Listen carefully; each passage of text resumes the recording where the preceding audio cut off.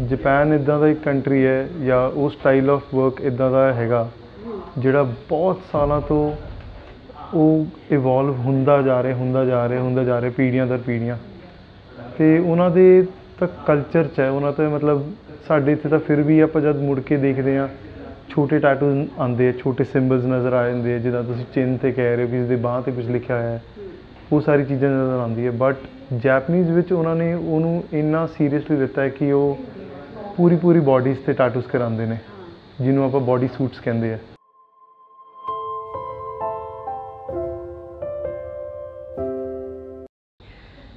सत श्री अकाल जी प्रोग्राम लैके हाजिर हाँ बिटवीन अस विद बिंदु बराड़।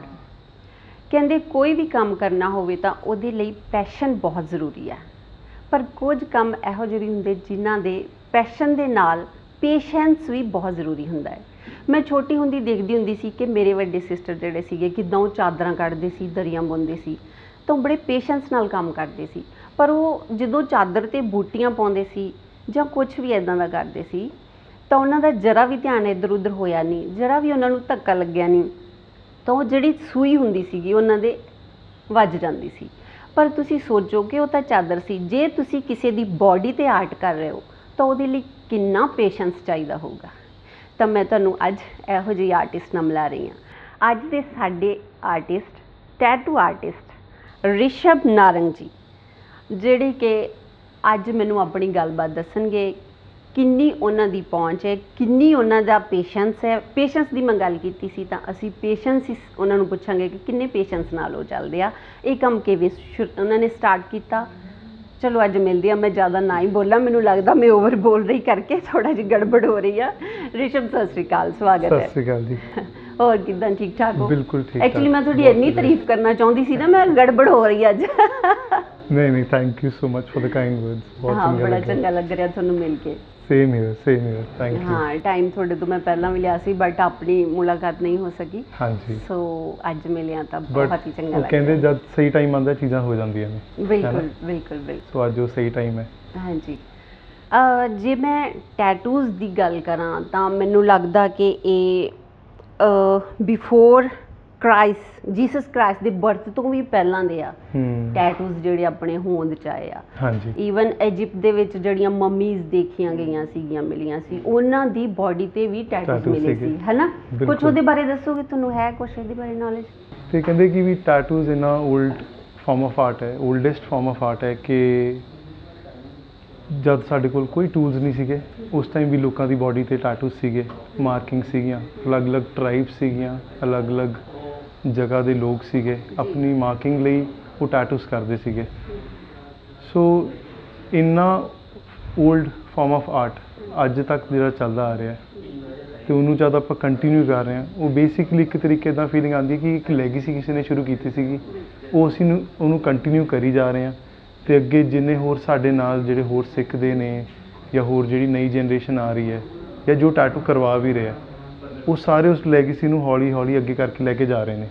हाँ जी बेसिकली एक तरीके नाल हिस्टरी है ना। हाँ जी इंडिया कहते तो मतलब 100 साल तो भी 100 साल तो भी पहला दा ये कल्चर आया होया इंडिया च भी। बिल्कुल बिल्कुल बहुत सारे तुसी राजस्थान चले जाओ गुवाहाटी असम नागालैंड ते गुजरात जिथे गोदना कहंदे उन्होंने ते इन्ने पुराने सब पासे सीगे टैटूइंग साडे पंजाब च मेलियां च हुंदे सीगे टैटू है ना।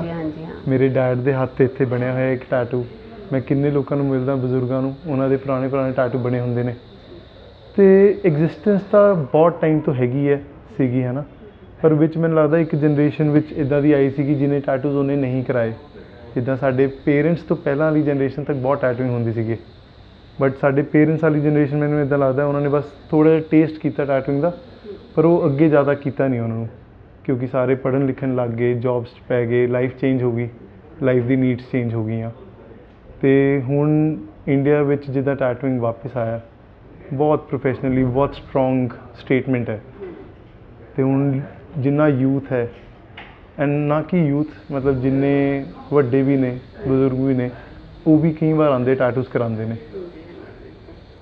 नहीं मैं ये भी मन्निया जाता मैं थोड़ी सर्च की कहते कि राजस्थान ते गुजरात इत्थे सब तो पहला ये कल्चर आया सीगा ਔਰ ਉਹ ਲੇਡੀਜ਼ ਮਤਲਬ ਉਹਨਾਂ ਦਾ ਬਿਊਟੀ ਸਾਈਨ ਹੁੰਦਾ ਸੀ ਕਿ ਇੱਕ ਜਿੱਦਾਂ ਉਹ ਨਾ ਇਹ Markings ਔਰ ਹੁੰਦੀ ਲੇਡੀਜ਼ ਸੀਗੀ। ਤੋਂ ਸਟਾਰਟ ਹੋਇਆ ਹੈ ਹਾਂ ਹੈ ਨਾ, ਇਹ ਵੀ ਚੀਜ਼ ਹੈਗੀ ਹੈ ਕਿ ਕਿਉਂਕਿ ਲੇਡੀਜ਼ ਹੀ ਜਿੱਦਾਂ ornaments ਵੀ ਨੇ ਸਭ ਤੋਂ ਜ਼ਿਆਦਾ ਲੇਡੀਜ਼ ਹੀ ਉਹਨਾਂ ਨਾਲ ਕੋਰਿਲੇਟ ਕਰ ਸਕਦੀਆਂ ਨੇ। ਸਿਮਿਲਰਲੀ ਟੈਟੂਇੰਗ ਇਟ ਜਿੱਦਾਂ ਇਹ ਬਿਊਟੀ ਵਿੱਚ ਐਡ ਔਨ ਕਰਦਾ ਹੈ, ਕਿਸੇ ਦੀ ਵੀ ਪਰਸਨੈਲਿਟੀ ਵਿੱਚ ਐਡ ਔਨ ਕਰਦਾ ਹੈ। ਸੋ ਕੁੜੀਆਂ ਉਹਦੇ ਵਿੱਚ ਯੂਜੂਲੀ ਪਹਿਲਾਂ ਵੀ ਅੱਗੇ ਸੀਗੀਆਂ, ਹੁਣ ਵੀ ਅੱਗੇ ਨੇ, ਬਿਲਕੁਲ ਹੈ ਨਾ। ਬਿਲਕੁਲ ਬਿਲਕੁਲ ਉਹਨਾਂ ਨੂੰ ਸ਼ੌਂਕ ਹੈ ਡੈਕੋਰੇਟ ਕਰਨ ਦਾ ਆਪਣੀ ਬਾਡੀ ਨੂੰ, ਤੇ ਕਿਉਂ ਨਹੀਂ ਕਰਨਾ। ਇੰਨਾ ਸੋਹਣਾ ਆਰਟ ਫਾਰਮ ਹੈ ਕਿ ਤੁਸੀਂ ਐਕਸਪ੍ਰੈਸ ਕਰ ਸਕਦੇ ਹੋ ਜੋ ਤੁਸੀਂ ਫੀਲ ਕਰ ਸਕਦੇ ਹੋ। ਹਾਂ ਅੱਛਾ, ਉਹ ਕਿੱਥੋਂ ਦਾ ਕਲਚਰ? ਉਹ ਬੜੇ ਸੋਹਣੇ ਉਹਨਾਂ ਨੇ ਚਿੰਨ੍ਹ ਤੇ ਇਦਾਂ 3 ਪਾਏ ਆਹੋ ਹੁੰਦੇ ਉਹ ਆ ਕਿ ਰਾਜਸਥਾਨੀ ਕਲਚਰ ਹੈ, ਰਾਜਸਥਾਨੀ ਰਾਜਸਥਾਨੀ ਵੀ ਹੈ ਤੇ ਗੁਜਰਾਤ ਵਿੱਚ ਵੀ ਇਸ ਸਟਾਈਲ ਦਾ ਹੁੰਦਾ ਕੰਮ। ਹਾਂ ਹਾਂ ਪਰ ਉਹ ਲੋਕੀ ਹੁਣ ਜਿੱਦਾਂ ਹੌਲੀ ਹੌਲੀ ਉਹਨਾਂ ਦੇ ਬੱਚੇ ਅੱਗੇ ਪੜ੍ਹ ਲਿਖ ਕੇ ਜਾਂ ਜਿੱਦਾਂ ਵੀ ਜਨਰੇਸ਼ਨ ਚੇਂਜ ਹੋਈਆਂ ਉਹਨਾਂ ਨੇ ਛੱਡਤਾ ਉਹ ਕਲਚਰ। ਬਟ ਹੁਣ ਵੀ ਕਿੰਨੇ ਫੋਰਨਰਸ ਆਉਂਦੇ ਇੰਡੀਆ 'ਚ ਤੇ ਉਹ ਰਿਸਰਚ ਕਰਦੇ ਨੇ ਤੇ ਉਹਦੇ ਉੱਤੇ ਬੁੱਕਸ ਲਿਖਦੇ ਨੇ, ਕਿਉਂਕਿ ਉਹ ਉਸ ਆਰਟ ਨੂੰ ਚਾਹੁੰਦੇ ਕਿ ਉਹ ਜ਼ਿੰਦਾ ਰਹੇ ਅੱਗੇ ਵੀ। ਜਦ ਕਿ ਆਪਾਂ ਇੰਡੀਅਨਸ ਹਮੇਸ਼ਾ ਤੋਂ ਹੀ ਮੈਨੂੰ ਲੱਗਦਾ ਆਰਟ ਨੂੰ ਪਿੱਛੇ ਛੱਡਦੇ ਜਾਂਦੇ ਹਾਂ। ਸਾਡੇ ਕੋਲ ਜਿੱਦਾਂ ਪੁਰਾਣੇ ਪੇਂਟਿੰਗਸ ਨਹੀਂ ਹੈ ਜ਼ਿਆਦਾ। ਇੰਡੀਆ ਵਿੱਚ ਬਹੁਤ ਚੰਗੇ ਚੰਗੇ ਆਰਟਿਸਟ ਰਹੇ ਜਿਨ੍ਹਾਂ ਨੇ ਬਹੁਤ ਸੋਹਣੀ ਸੋਹਣੀ ਪੇਂਟਿੰਗਸ ਕੀਤੀਆਂ, ਬਟ ਉਹਦੇ ਲਈ ਨਾ ਮਿਊਜ਼ੀਅਮ ਹੈ, ਨਾ ਗਵਰਨਮੈਂਟ, ਨਾ ਕੋਈ ਕੁਝ ਕਰਦਾ, ਨਾ ਕੋਈ ਸਿਸਟਮ ਸੋਸਾਇਟੀ ਉਹਦੇ ਵੱਲ ਧਿਆਨ ਦਿੰਦੀ ਹੈ। ਜਦ ਕਿ ਆਰਟ ਤਾਂ ਆਈ ਥਿੰਕ ਬਹੁਤ ਚੇਂਜ ਲਿਆਉਂਦਾ ਸੋਸਾਇਟੀ ਵਿੱਚ, ਹਾਂ ਤੇ ਇੰਡੀਆ ਵਿੱਚ ਆਰਟ ਦੀ ਵੈਲਿਊ ਉਨੀ ਹੈ ਨਹੀਂ। ਬਿਲਕੁਲ। ਹਾਂਜੀ ਜੈਪਨੀਜ਼ ਦੇ ਜਿਹੜੇ ਲੋਕ ਹੈਗੇ ਆ ਉਹ ਕਹਿੰਦੇ ਕਿ ਉਹ ਟੈਟੂਜ਼ ਇੱਕ ਉਹਨਾਂ ਨਾਲ ਜਿੱਦਾਂ ਕੋਈ ਰਾਇਲ ਫੈਮਲੀਜ਼ ਨੇ ਉਹਨਾਂ ਦੇ ਇੱਕ ਸਿੰਬਲ ਹੁੰਦਾ ਸੀ, ਕੁਝ ਹੈ ਇਦਾਂ ਦਾ। ਤੇ ਬਾਕੀ ਉਹ ਆਪਣੇ ਜਿੱਦਾਂ ਗੋਡ ਨੂੰ, ਆਪਣੇ ਰੱਬ ਨੂੰ ਬੜੀ ਉਹਨਾਂ ਦੇ ਸਮਰਪਿਤ ਹੁੰਦੇ ਆ ਟੈਟੂਜ਼, ਕਿ ਉਹ ਦਿਖਾਉਂਦੇ ਆ ਕਿ ਅਸੀਂ ਤੁਹਾਨੂੰ ਕਿੰਨਾ ਮੰਨਦੇ ਹਾਂ। ਕੁਝ ਇਹੋ ਜਿਹਾ ਹੈ ਚੀਜ਼ੇ? ਨਹੀਂ, ਮਾਈਥੋਲੋਜੀ ਤੋਂ ਰਿਲੇਟਡ ਟੈਟੂਇੰਗ ਹੁੰਦੀ ਹੈ। ਜਾਪਾਨ ਇੱਦਾਂ ਦਾ ਇੱਕ ਕੰਟਰੀ ਹੈ ਜਾਂ ਉਹ ਸਟਾਈਲ ਆਫ ਵਰਕ ਇੱਦਾਂ ਦਾ ਹੈਗਾ ਜਿਹੜਾ ਬਹੁਤ ਸਾਲਾਂ ਤੋਂ ਉਹ ਇਵੋਲਵ ਹੁੰਦਾ ਜਾ ਰਿਹਾ ਪੀੜ੍ਹੀਆਂ ਦਰ ਪੀੜ੍ਹੀਆਂ। ਅਤੇ ਉਹਨਾਂ ਦੇ ਤਾਂ ਕਲਚਰ 'ਚ ਹੈ, ਉਹਨਾਂ ਤਾਂ ਮਤਲਬ ਸਾਡੇ ਇੱਥੇ ਤਾਂ ਫਿਰ ਵੀ ਆਪਾਂ ਜਦ ਮੁੜ ਕੇ ਦੇਖਦੇ ਹਾਂ ਛੋਟੇ ਟੈਟੂ ਆਉਂਦੇ ਆ, ਛੋਟੇ ਸਿੰਬਲਸ ਨਜ਼ਰ ਆ ਜਾਂਦੇ ਆ, ਜਿੱਦਾਂ ਤੁਸੀਂ ਚਿੰਨ੍ਹ 'ਤੇ ਕਹਿ ਰਹੇ ਹੋ ਕਿਸੇ ਦੇ ਬਾਂਹ 'ਤੇ ਕੁਝ ਲਿਖਿਆ ਹੋਇਆ ਹੈ, ਉਹ ਸਾਰੀ ਚੀਜ਼ਾਂ ਨਜ਼ਰ ਆਉਂਦੀ ਹੈ। ਬਟ ਜੈਪਨੀਜ਼ ਵਿੱਚ ਉਹਨਾਂ ਨੇ ਉਹਨੂੰ ਇੰਨਾ ਸੀਰੀਅਸਲੀ ਲਿੱਤਾ ਹੈ ਕਿ ਉਹ ਪੂਰੀ ਬਾਡੀਜ਼ 'ਤੇ ਟੈਟੂਸ ਕਰਾਉਂਦੇ ਨੇ, ਜਿਹਨੂੰ ਆਪਾਂ ਬਾਡੀ ਸੂਟਸ ਕਹਿੰਦੇ ਆ। ਅਤੇ ਉਹਨਾਂ ਦਾ ਕਲਚਰ ਦਾ ਪਾਰਟ ਹੈ। ਉਹ ਆਰਟ ਫਾਰਮ ਪਹਿਲਾਂ ਵੁੱਡ ਪ੍ਰਿੰਟ ਸੀਗਾ, ਕੱਪੜਿਆਂ 'ਤੇ ਹੁੰਦਾ ਸੀਗਾ, ਬੁੱਕਸ 'ਤੇ ਹੁੰਦਾ ਸੀਗਾ, ਪੇਂਟਿੰਗਸ 'ਤੇ ਹੁੰਦਾ ਸੀਗਾ। ਹੌਲੀ ਫਿਰ ਉਹ ਸਕਿਨ 'ਤੇ ਆਇਆ, ਅਤੇ ਜਦ ਸਕਿਨ 'ਤੇ ਆਇਆ ਤਾਂ ਉਹ ਬਿਲਕੁਲ ਹੀ ਐਂਡਲੈਸ ਹੈ, ਮਤਲਬ ਉਹ ਇਵੋਲਵ ਹੁੰਦਾ ਹੀ ਗਿਆ। ਬਹੁਤ ਓਲਡ ਕਲਚਰ ਹੈ ਉੱਥੇ ਦਾ। ਠੀਕ ਹੈ। ਮੈਂ ਤੁਹਾਡੇ ਨਾ ਸਟੂਡੀਓ 'ਚ ਦੇਖ ਰਹੀ ਸੀ ਸਾਰੇ, ਮਤਲਬ ਜਿੰਨੇ ਤੁਹਾਡੇ ਲੱਗੀਆਂ ਹੋਈਆਂ ਪੇਂਟਿੰਗਸ ਜਾਂ ਟੈਟੂਜ਼ ਦੇ ਜੋ ਵੀ, ਹਰ ਟੈਟੂ ਜੇ ਉਹਨੂੰ ਧਿਆਨ ਨਾਲ ਦੇਖੋ ਨਾ, ਚਲੋ ਸਾਨੂੰ ਤਾਂ ਇੰਨੀ ਨੌਲੇਜ ਹੈ ਨਹੀਂ, ਉਹ ਹਰ ਮਤਲਬ ਕੋਈ ਨਾ ਸਟੋਰੀ ਬੋਲ ਰਹੀ ਹੈ ਉਹਦੇ 'ਚ। ਹਾਂ, ਹਰ ਟੈਟੂ ਦੇ ਪਿੱਛੇ ਇੱਕ ਲੰਬੀ ਸਟੋਰੀ ਹੁੰਦੀ ਹੈ, ਮੈਨੂੰ ਲੱਗਦਾ ਹੈ ਨਾ। ਸਟੋਰੀ ਵੀ ਹੁੰਦੀ ਹੈ, ਇਮੋਸ਼ਨ ਵੀ ਹੁੰਦਾ। ਹਾਂ, ਇਮੋਸ਼ਨ ਹੈ ਨਾ। ਯਾ ਕੋਈ ਆਪਣੀ ਸਟੋਰੀ ਡਿਪਿਕਟ ਕਰ ਰਿਹਾ ਹੈ ਹੁਣ ਟੈਟੂਜ਼ ਦੇ ਥਰੂ, ਕੋਈ ਬੰਦਾ ਉਹ ਇਮੋਸ਼ਨ ਜਿਹੜਾ ਫੀਲ ਕਰ ਰਿਹਾ ਉਹ ਐਕਸਪ੍ਰੈਸ ਕਰ ਰਿਹਾ ਆਪਣੀ ਸਕਿਨ 'ਤੇ। ਅਤੇ ਕਈ ਲੋਕ ਫੈਸ਼ਨ ਲਈ ਕਰਾਉਂਦੇ ਨੇ, ਹੈ ਨਾ। ਅਤੇ ਮੈਨੂੰ ਨਹੀਂ ਲੱਗਦਾ ਕਿ ਕੋਈ ਵੀ ਤਰੀਕੇ ਨਾਲ ਤੁਸੀਂ ਕਰਾ ਰਹੇ ਹੋ ਉਹਦੇ ਵਿੱਚ ਕੋਈ ਪ੍ਰੋਬਲਮ ਹੈ। ਮੈਨੂੰ ਲੱਗਦਾ ਹੈ ਕਿ ਹਾਂ, ਕਿੱਦਾਂ ਵੀ ਤੁਸੀਂ ਉਸ ਚੀਜ਼ ਨੂੰ ਕਰੋ ਪਰ ਦਿਲ ਨਾਲ ਕਰੋ, ਹੈ ਨਾ, ਉਹ ਇੰਪੋਰਟੈਂਟ ਹੈ। ਤੁਸੀਂ ਮੇਰੇ ਦੇਖ ਰਹੇ ਹੋ, ਮੇਰੇ ਇੱਕ ਟੈਟੂ ਹੈ ਇੱਥੇ। ਹਾਂਜੀ ਹਾਂ, ਇਹ ਵੀ ਐਕਚੁਅਲੀ ਮਤਲਬ ਬੜਾ ਰੌਲਾ ਜਿਹਾ ਪਿਆ ਸਾਡੇ ਵੀ ਘਰਦਿਆਂ 'ਚ ਕਿਸੇ ਵੀ, ਹਾਂ ਇਹਨੇ ਟੈਟੂ ਕਰਵਾਇਆ, ਬਟ ਇਹਦੇ ਪਿੱਛੇ ਵੀ ਇੱਕ ਸਟੋਰੀ ਹੈ। ਮੈਂ ਤੁਹਾਨੂੰ ਦੱਸਦੀ, ਤੁਸੀਂ ਇਮੋਸ਼ਨਸ ਦੀ ਜਿੱਦਾਂ ਗੱਲ ਕੀਤੀ ਆ, ਬਰਾੜ ਸਾਹਿਬ ਦੇ ਜਾਣ ਤੋਂ ਬਾਅਦ ਨਾ ਮਤਲਬ 3-4 ਮਹੀਨੇ ਲੰਘੇ ਤਾਂ ਜਿਵੇਂ ਟਾਈਮ ਹੁੰਦਾ ਹੈ ਤਾਂ ਅਸੀਂ ਜ਼ਿਆਦਾ ਮਿਸ ਕਰਦੇ ਹਾਂ ਉਵੇਂ ਤਾਂ ਮੈਨੂੰ ਨਾ ਇੱਕ ਘਬਰਾਹਟ ਹੋਣੀ ਬੜੀ, ਕਿ ਮੈਨੂੰ ਇੱਦਾਂ ਲੱਗਣਾ ਮੈਂ ਆਪਣਾ ਮੈਸੇਜ ਕੋਈ ਕਿਵੇਂ ਰਾਜ ਤੱਕ ਪਹੁੰਚਾਵਾਂ। ਮੈਨੂੰ ਕੁਛ ਹੁੰਦਾ ਰਹਿੰਦਾ ਸੀ ਕਿ ਮੇਰਾ ਦਿਲ ਕਰਨਾ ਕਿ ਮੈਂ ਉਹਦੇ ਤੱਕ ਇੱਕ ਮੈਸੇਜ ਪਹੁੰਚਾਵਾਂ ਕਿਸੇ ਵੀ ਤਰੀਕੇ। ਮਤਲਬ ਮੈਨੂੰ ਕਾਹਲੀ ਪੈਂਦੀ ਸੀ। ਮੈਂ ਮੈਡੀਟੇਸ਼ਨ ਕਰਕੇ ਦੇਖਿਆ, ਮੈਂ ਗੁਰਦੁਆਰਾ ਸਾਹਿਬ ਵੀ ਜਾ ਕੇ ਅੱਖਾਂ ਬੰਦ ਕਰਕੇ ਬੈਠਣਾ, ਕਿ ਮੈਂ ਪਤਾ ਨਹੀਂ ਮੈਨੂੰ ਇੱਦਾਂ ਲੱਗਣਾ ਕਿ ਮੈਂ ਆਪਣੇ ਦਿਲ ਦੀ ਗੱਲ ਪਹੁੰਚਾਵਾਂ। ਇੱਕ ਦਿਨ ਮੇਰੀ ਫਰੈਂਡ ਆਈ ਘਰ, ਉਹ ਬੜੀ ਟੈਟੂ ਲਵਰ ਹੈ, ਤਾਂ ਉਹਨੇ ਬਹੁਤ ਸਾਰੇ ਟੈਟੂ ਬਣਵਾਏ, ਅਤੇ ਮੈਂ ਉਹਨੂੰ ਪੁੱਛ ਰਹੀ ਸੀ, ਮੈਂ ਕਿਹਾ ਤੂੰ ਆ ਕਿਉਂ, ਕਿਵੇਂ ਬਾਰ-ਬਾਰ ਕਿੰਨੀ ਜਗ੍ਹਾ 'ਤੇ ਤੂੰ ਟੈਟੂ ਕਰਵਾਏ ਹੋਏ ਆ। ਤਾਂ ਉਹ ਕਹਿੰਦੀ ਦੱਸਣੇ ਨਹੀਂ, ਇਹਦੇ ਹਰ ਇੱਕ ਟੈਟੂ ਪਿੱਛੇ ਇੱਕ ਸਟੋਰੀ ਆ, ਇੱਕ ਮੈਸੇਜ ਹੈ। ਤਾਂ ਉਹ ਬਸ ਉਹਦੀ ਗੱਲ ਨਾ ਮੇਰੇ ਮਾਈਂਡ 'ਚ ਬੈਠ ਗਈ, ਉਹ ਚਲੀ ਗਈ। ਮੈਂ ਉਹਦੇ ਜਾਂਦੇ ਹੀ ਪਿੱਛੋਂ ਫ਼ੋਨ ਕਰਿਆ ਕਿ ਤੂੰ ਕਿੱਥੋਂ ਪਵਾਇਆ ਟੈਟੂ, ਮੈਨੂੰ ਨੰਬਰ ਦੇ। ਬਸ ਮੈਂ ਅਗਲੇ ਦਿਨ ਗਈ ਤਾਂ ਮੈਂ ਉੱਥੇ ਜਾ ਕੇ ਸੀ ਯੂ ਸੂਨ ਲਿਖਿਆ ਹੋਇਆ ਹੈ। ਪਤਾ ਨਹੀਂ ਮੈਨੂੰ ਇਦਾਂ ਲੱਗ ਰਿਹਾ ਜਦੋਂ ਮੇਰੀ ਬਾਡੀ ਦਾ ਮੇਰੇ ਮਤਲਬ ਇੱਕ ਹਿੱਸਾ ਬਣ ਗਿਆ ਨਾ ਮੇਰਾ, ਤੁਸੀਂ ਉਹ ਦੇਖ ਸਕਦੇ ਹੋ ਹਰ ਰੋਜ਼। ਹਾਂ, ਤਾਂ ਉਹ ਇੱਕ ਮੈਨੂੰ ਇਦਾਂ ਲੱਗਿਆ ਕਿ ਇਹ ਮੈਸੇਜ ਮੈਂ ਰਾਜ ਤੱਕ ਪਹੁੰਚਾਦਾ। ਉਦੋਂ ਮੈਨੂੰ ਇਦਾਂ ਫੀਲ ਹੁੰਦਾ ਸੀ ਮੈਂ ਕਿਸੇ ਵੀ ਤਰੀਕੇ ਦੱਸਾਂਗੀ ਆਪਾਂ ਫਿਰ ਮਿਲਾਂਗੇ, ਆਪਾਂ ਜਲਦੀ ਮਿਲਾਂਗੇ, ਤਾਂ ਆਪਣੇ ਆਪ ਨੂੰ ਤਸੱਲੀ ਸੀ ਇੱਕ, ਬਟ ਮੈਨੂੰ ਲੱਗਦਾ ਹੁੰਦਾ ਕਿ ਮੈਸੇਜ ਮੈਂ ਦੇਤਾ। ਸੋ ਇਸ ਟੈਟੂ ਦੇ ਪਿੱਛੇ ਇਮੋਸ਼ਨਸ ਆ, ਇਹ ਸਟੋਰੀ ਆ, ਤਾਂ ਮੈਨੂੰ ਲੱਗਦਾ ਕਿ ਇਦਾਂ ਹੀ ਆ ਹਰ ਜੋ ਵੀ ਟੈਟੂ ਬਣਵਾਉਂਦਾ ਹੈ ਉਹਦੇ ਪਿੱਛੇ ਇੱਕ ਸਟੋਰੀ ਹੁੰਦੀ ਹੈ, ਇਮੋਸ਼ਨ ਵੀ ਹੈ ਤੇ ਨਾਲੇ ਸਟੋਰੀ ਵੀ ਹੈ। ਪਰ ਜਿਹੜਾ ਦੇਖਣ ਵਾਲਾ ਹੈ ਨਾ ਉਹਦੇ ਲਈ ਜਿੰਨਾ ਉਹਨੂੰ ਉਹ ਚੀਜ਼ ਦੀ ਸਮਝ ਹੈ ਉਹਨੂੰ ਉਨਾ ਹੀ ਸਮਝ ਆ ਰਿਹਾ। ਜਿਹਦੀ ਜਿੱਦਾਂ ਆਪਾਂ ਕਹਿੰਦੇ ਨਾ ਕਿ ਜਿਹੜਾ ਆਪਾਂ ਚੰਗਾ ਨਾ ਅੱਖਾਂ ਦੇਖਦੀਆਂ ਨੇ, ਮਾੜਾ ਵੀ ਅੱਖਾਂ ਹੀ ਦੇਖਦੀਆਂ ਨੇ। ਹੁਣ ਜੇ ਤੁਸੀਂ ਇਹਦੇ ਵਿੱਚ ਚੰਗਾ ਦੇਖਣਾ, ਤੁਸੀਂ ਉਹਦੇ ਨਾਲ ਬੰਦੇ ਨਾਲ ਗੱਲ ਕਰੋਗੇ, ਪੁੱਛੋਗੇ ਕਿਉਂ ਕਰਾਇਆ, ਕੀ ਹੈ ਨਾ ਸਟੋਰੀ ਕੀ ਹੈ। ਬਟ ਜਿਹਨੇ ਮਾੜਾ ਦੇਖਣਾ ਉਹਨੇ ਇਹ ਦੇਖਣਾ ਨਹੀਂ ਕਿਉਂ ਕਰਾਇਆ, ਉਹਨੇ ਸਿਰਫ ਇਹਨਾਂ ਦੇਖਣਾ ਟੈਟੂ ਕਰਾਇਆ ਤਾਂ ਮਾੜੀ ਗੱਲ ਹੈ, ਹੈ ਨਾ। ਇਹ ਜਿਹਨੇ ਕਰਾਇਆ ਉਹਦੀ ਸੋਚ ਨਹੀਂ ਦੱਸ ਰਹੀ, ਤੇ ਉਹਦੀ ਆਪਣੀ ਸੋਚ ਕਹਿ ਰਹੀ ਹੈ। ਤੇ ਜੇ ਆਪਣੀ ਸੋਚ ਵਿੱਚ ਆਪਾਂ ਸਮਝਾਂਗੇ ਕਿ ਕੋਈ ਮਾੜੀ ਚੀਜ਼ ਹੁੰਦੀ ਨਹੀਂ ਵੈਸੇ, ਅੰਟਿਲ ਐਂਡ ਅਨਲੈਸ ਤੁਸੀਂ ਕਿਸੇ ਦਾ ਬੁਰਾ ਕਰ ਰਹੇ ਹੋ, ਹੈ ਨਾ। ਜੇ ਤੁਸੀਂ ਆਪਣੇ ਨਾਲ ਕੁਝ ਕਰ ਰਹੇ ਹੋ, ਤੁਸੀਂ ਆਪਣੇ ਉੱਤੇ ਟੈਟੂ ਕਰਾ ਰਹੇ ਹੋ, ਆਈ ਐਮ ਸ਼ੋਰ ਉਹਦਾ ਕੋਈ ਚੰਗਾ ਹੀ ਰੀਜ਼ਨ ਹੋਏਗਾ। ਮਾੜੇ ਰੀਜ਼ਨ ਕਰਕੇ ਕੋਈ ਨਹੀਂ ਕਰਾਉਂਦਾ ਕਿ ਮੈਂ ਯਾਰ ਆਪਣੇ ਆਪ ਨੂੰ ਮਾੜਾ ਦਿਖਾਣਾ ਇਸ ਕਰਕੇ ਟੈਟੂ ਕਰਾ ਲੈਣਾ, ਹੈ ਨਾ। ਜਾਂ ਤਾਂ ਮੈਂ ਆਪਣੇ ਆਪ ਨੂੰ ਸੋਹਣਾ ਦਿਖਾਣਾ ਹੈ, ਜਾਂ ਫਿਰ ਮੈਂ ਕੁਝ ਐਕਸਪ੍ਰੈਸ ਕਰਨਾ ਜੋ ਮੈਂ ਉੱਦਾਂ ਨਹੀਂ ਕਰ ਪਾ ਰਿਹਾ। ਇਹ ਤਾਂ ਬਹੁਤ ਸੋਹਣੀ ਚੀਜ਼ ਹੈ। ਮੈਨੂੰ ਲੱਗਦਾ ਕਿ ਦੇਖਣ ਵਾਲੇ ਦੀ ਹੈ। ਜੇ ਕੋਈ ਕਹਿੰਦਾ ਕਿ ਨਹੀਂ ਇਹ ਕਿਉਂ ਕਰਾ ਲਿਆ, ਕਿਉਂ ਕਰਾਉਂਦੇ ਲੋਕੀ, ਕਰਾ ਕੇ ਦੇਖਣ ਉਹਨਾਂ ਨੂੰ ਪਤਾ ਲੱਗ ਜਾਏਗਾ, ਤਾਂ ਹੀ ਪਤਾ ਲੱਗੇਗਾ। ਅੱਛਾ ਰਿਸ਼ਭ, ਕੀ ਇਹ ਜਿਹੜੇ ਟੈਟੂਜ਼ ਆ ਇਹ ਜਿਹੜੇ ਜ਼ਿਆਦਾ ਲੋਕ ਇਮੋਸ਼ਨਲ ਆ ਉਹੀ ਕਰਾਉਂਦੇ ਆ? ਨਹੀਂ, ਮੈਨੂੰ ਲੱਗਦਾ ਕਿ ਜਿਹੜੇ ਲੋਕੀ ਆਪਣੀ ਫੀਲਿੰਗਸ ਨੂੰ ਐਕਸਪ੍ਰੈਸ ਕਰਨਾ ਚਾਹੁੰਦੇ ਆ ਨਾ, ਜਾਂ ਆਪਣੀ ਫੀਲਿੰਗਸ ਨੂੰ ਰੀਅਲ ਸਮਝਦੇ ਆ, ਉਹ ਲੋਕੀ ਕਰਾਉਂਦੇ ਆ। ਇੱਕ ਵਾਰ ਕਿਸੇ ਨੇ ਪੁੱਛਿਆ ਸੀਗਾ ਕਿ ਤੁਹਾਨੂੰ ਕੀ ਲੱਗਦਾ ਹੈ ਟੈਟੂਇੰਗ ਨਾਲ ਕੀ ਚੇਂਜ ਆ ਰਿਹਾ, ਅਤੇ ਮੈਂ ਕਿਹਾ ਸੀਗਾ ਕਿ ਟੈਟੂਇੰਗ ਨਾ ਹੌਲੀ ਹੌਲੀ ਉੱਦਾਂ ਦੀ ਸੁਸਾਇਟੀ ਕ੍ਰੀਏਟ ਕਰ ਰਹੀ ਹੈ ਜਿਹੜੀ ਜੋ ਫੀਲ ਕਰਦੀ, ਐਕਸਪ੍ਰੈਸ ਕਰਨ ਤੋਂ ਡਰਦੀ ਨਹੀਂ। ਉਹ ਸੋਚਦੀ ਨਹੀਂ ਕਿ ਦੁਨੀਆ ਕੀ ਸੋਚੇਗੀ, ਹੈ ਨਾ। ਅਦਰਵਾਈਜ਼ ਨਹੀਂ ਕਰਾਓਗੇ ਤੁਸੀਂ, ਅਦਰਵਾਈਜ਼ ਤੁਸੀਂ ਲੁਕੋ ਕੇ ਕਰਾਓਗੇ। ਜਦ ਤੁਸੀਂ ਆਪਣੀ ਬਾਂਹ 'ਤੇ ਜਿਹੜਾ ਏਰੀਆ ਤੁਹਾਨੂੰ ਦਿਖ ਰਿਹਾ ਜਾਂ ਦੂਜਿਆਂ ਨੂੰ ਦਿਖ ਰਿਹਾ, ਤੁਸੀਂ ਉਹ ਐਕਸਪ੍ਰੈਸ ਕਰ ਰਹੇ ਹੋ, ਦੈਟ ਮੀਨਸ ਉਹ ਇਮੋਸ਼ਨ ਇੰਨਾ ਟਰੂ ਹੈ ਕਿ ਤੁਸੀਂ ਤੁਹਾਨੂੰ ਫਰਕ ਨਹੀਂ ਪੈਂਦਾ ਦੁਨੀਆ ਕੀ ਸੋਚੇਗੀ, ਤੁਸੀਂ ਐਕਸਪ੍ਰੈਸ ਕਰਤਾ। ਮੈਨੂੰ ਲੱਗਦਾ ਉਹ ਤਾਂ ਬਹੁਤ ਸੋਹਣਾ ਥੋਟ ਹੈ, ਹੈ ਨਾ। ਅਤੇ ਸਾਨੂੰ ਇੱਦਾਂ ਦੀ ਹੀ ਸੁਸਾਇਟੀ ਚਾਹੀਦੀ ਹੈ, ਨਹੀਂ ਜਿਹੜੀ ਸੁਸਾਇਟੀ ਤੋਂ ਡਰ ਕੇ ਨਾ ਜੀਏ, ਬਟ ਐਕਚੁਅਲੀ ਜੋ ਕਰੇ ਜੋ ਕਰਨ ਦਾ ਮਨ ਹੈ। ਸੋ ਇਫ ਯੂ ਲਵ ਸਮਥਿੰਗ, ਅਤੇ ਉਹੀ ਤੁਸੀਂ ਐਕਸਪ੍ਰੈਸ ਕਰ ਰਹੇ ਹੋ। ਜਿੱਦਾਂ ਦਾ ਤੁਹਾਨੂੰ ਪਸੰਦ ਹੈ ਉੱਦਾਂ ਦੀ ਤੁਸੀਂ ਕਰਾ ਰਹੇ ਹੋ, ਜਿਸ ਤੋਂ ਰਿਲੇਟਡ ਕਰਾ ਰਹੇ ਹੋ ਉਹ ਵੀ ਸਪੈਸ਼ਲ ਹੈ। ਅਤੇ ਮੈਨੂੰ ਲੱਗਦਾ ਕਿ ਉਹ ਬਹੁਤ ਹੀ ਸਟਰੋਂਗ ਮੈਸੇਜ ਹੈ ਓਵਰਆਲ ਸੁਸਾਇਟੀ ਲਈ ਕਿ ਤੁਸੀਂ ਜੋ ਫੀਲ ਕਰਦੇ ਹੋ ਉਹ ਕਰੋ, ਜੋ ਮਨ ਚਾਹ ਰਿਹਾ ਉਹ ਕਰੋ। ਇਹ ਲੋਕ, ਮੈਨੂੰ ਇਹ ਨਹੀਂ ਸਮਝ ਆਉਂਦੀ ਇੱਕ, ਮਤਲਬ ਹੁਣ ਤਾਂ ਵੈਸੇ ਬਹੁਤ ਲੋਕ ਟੈਟੂਜ਼ ਕਰਵਾਉਂਦੇ ਆ, ਅਕਸਰ ਹੀ ਆਪਾਂ ਦੇਖਦੇ ਹਾਂ, ਪਰ ਹਾਲੇ ਵੀ ਇੱਕ ਤਬਕਾ, ਇੱਕ ਕਲਾਸ ਹੈਗੀ ਇਹੋ ਜਿਹੀ ਜਿਹੜੇ ਬਹੁਤ ਬੁਰਾ ਮੰਨਦੇ। ਉਹਨਾਂ ਨੂੰ ਐਂ ਲੱਗਦਾ ਹੈ ਕਿ ਜਿਹੜੇ ਟੈਟੂਜ਼ ਪਵਾਉਂਦੇ ਆ ਉਹ ਬੜੇ ਬੋਲਡ ਹੁੰਦੇ ਆ, ਉਹ ਨਸ਼ੇੜੀ ਹੁੰਦੇ ਆ, ਜਾਂ ਮਤਲਬ ਉਹਨਾਂ ਨੂੰ ਹੁਣ ਉਹ ਕਿਸੇ ਦੇ ਕਹਿਣੇ 'ਚ ਨਹੀਂ ਆ, ਲਾਈਕ ਇਹੋ ਜਿਹਾ ਕੁਛ ਤੁਹਾਨੂੰ ਲੱਗਦਾ ਹੈਗੇ ਆ ਨਾ ਲੋਕ? ਹੈ ਤਾਂ ਰੈਵੋਲੂਸ਼ਨ ਹੀ ਹੈ ਨਾ, ਹੈ ਤਾਂ ਰੈਵੋਲੂਸ਼ਨ ਹੀ। ਕਿਉਂਕਿ ਜੇ ਆਪਾਂ ਸੋਸਾਇਟੀ ਦੇ ਨੋਰਮਸ ਦੇ ਨਾਲ ਚੱਲੀਏ ਫਿਰ ਆਪਾਂ ਬਹੁਤ ਸਾਰੀ ਚੀਜ਼ਾਂ ਨਹੀਂ ਕਰਾਂਗੇ, ਹੈ ਨਾ। ਗੀਤਕਾਰ ਕੋਈ ਗਾਣਾ ਗਾ ਰਿਹਾ ਹੈ ਅਤੇ ਉਹਦੇ ਘਰ ਦੇ ਵੀ ਤਾਂ ਜਦ ਛੋਟਾ ਹੁੰਦਾ ਇਹੀ ਕਹਿੰਦੇ ਹੋਣੇ ਕਿ ਇੰਜੀਨੀਅਰ ਬਣ ਜਾ, ਡਾਕਟਰ ਬਣ ਜਾ, ਪਰ ਉਹ ਵੱਡੇ ਹੋ ਕੇ ਗੀਤਕਾਰ ਬਣ ਗਿਆ ਅਤੇ ਬਹੁਤ ਸੋਹਣਾ ਗਾਉਂਦਾ। ਫਿਰ ਲੋਕ ਉਹਨੂੰ ਸੁਣਦੇ ਨੇ, ਕਹਿੰਦੇ ਨੇ ਬਹੁਤ ਸੋਹਣਾ ਗਾਉਂਦਾ, ਪਰ ਬਚਪਨ 'ਚ ਨਹੀਂ ਉਹਨਾਂ ਕਿਸੇ ਨੂੰ ਕਿਹਾ ਹੋਣਾ। ਬਚਪਨ ਕਹਿੰਦੇ ਨੇ ਕੀ ਕੰਮਾਂ 'ਚ ਪਿਆ ਹੋਇਆ, ਹੈ ਨਾ, ਤੂੰ ਪੜ੍ਹਾਈ ਕਰ, ਠੀਕ ਹੈ ਨਾ।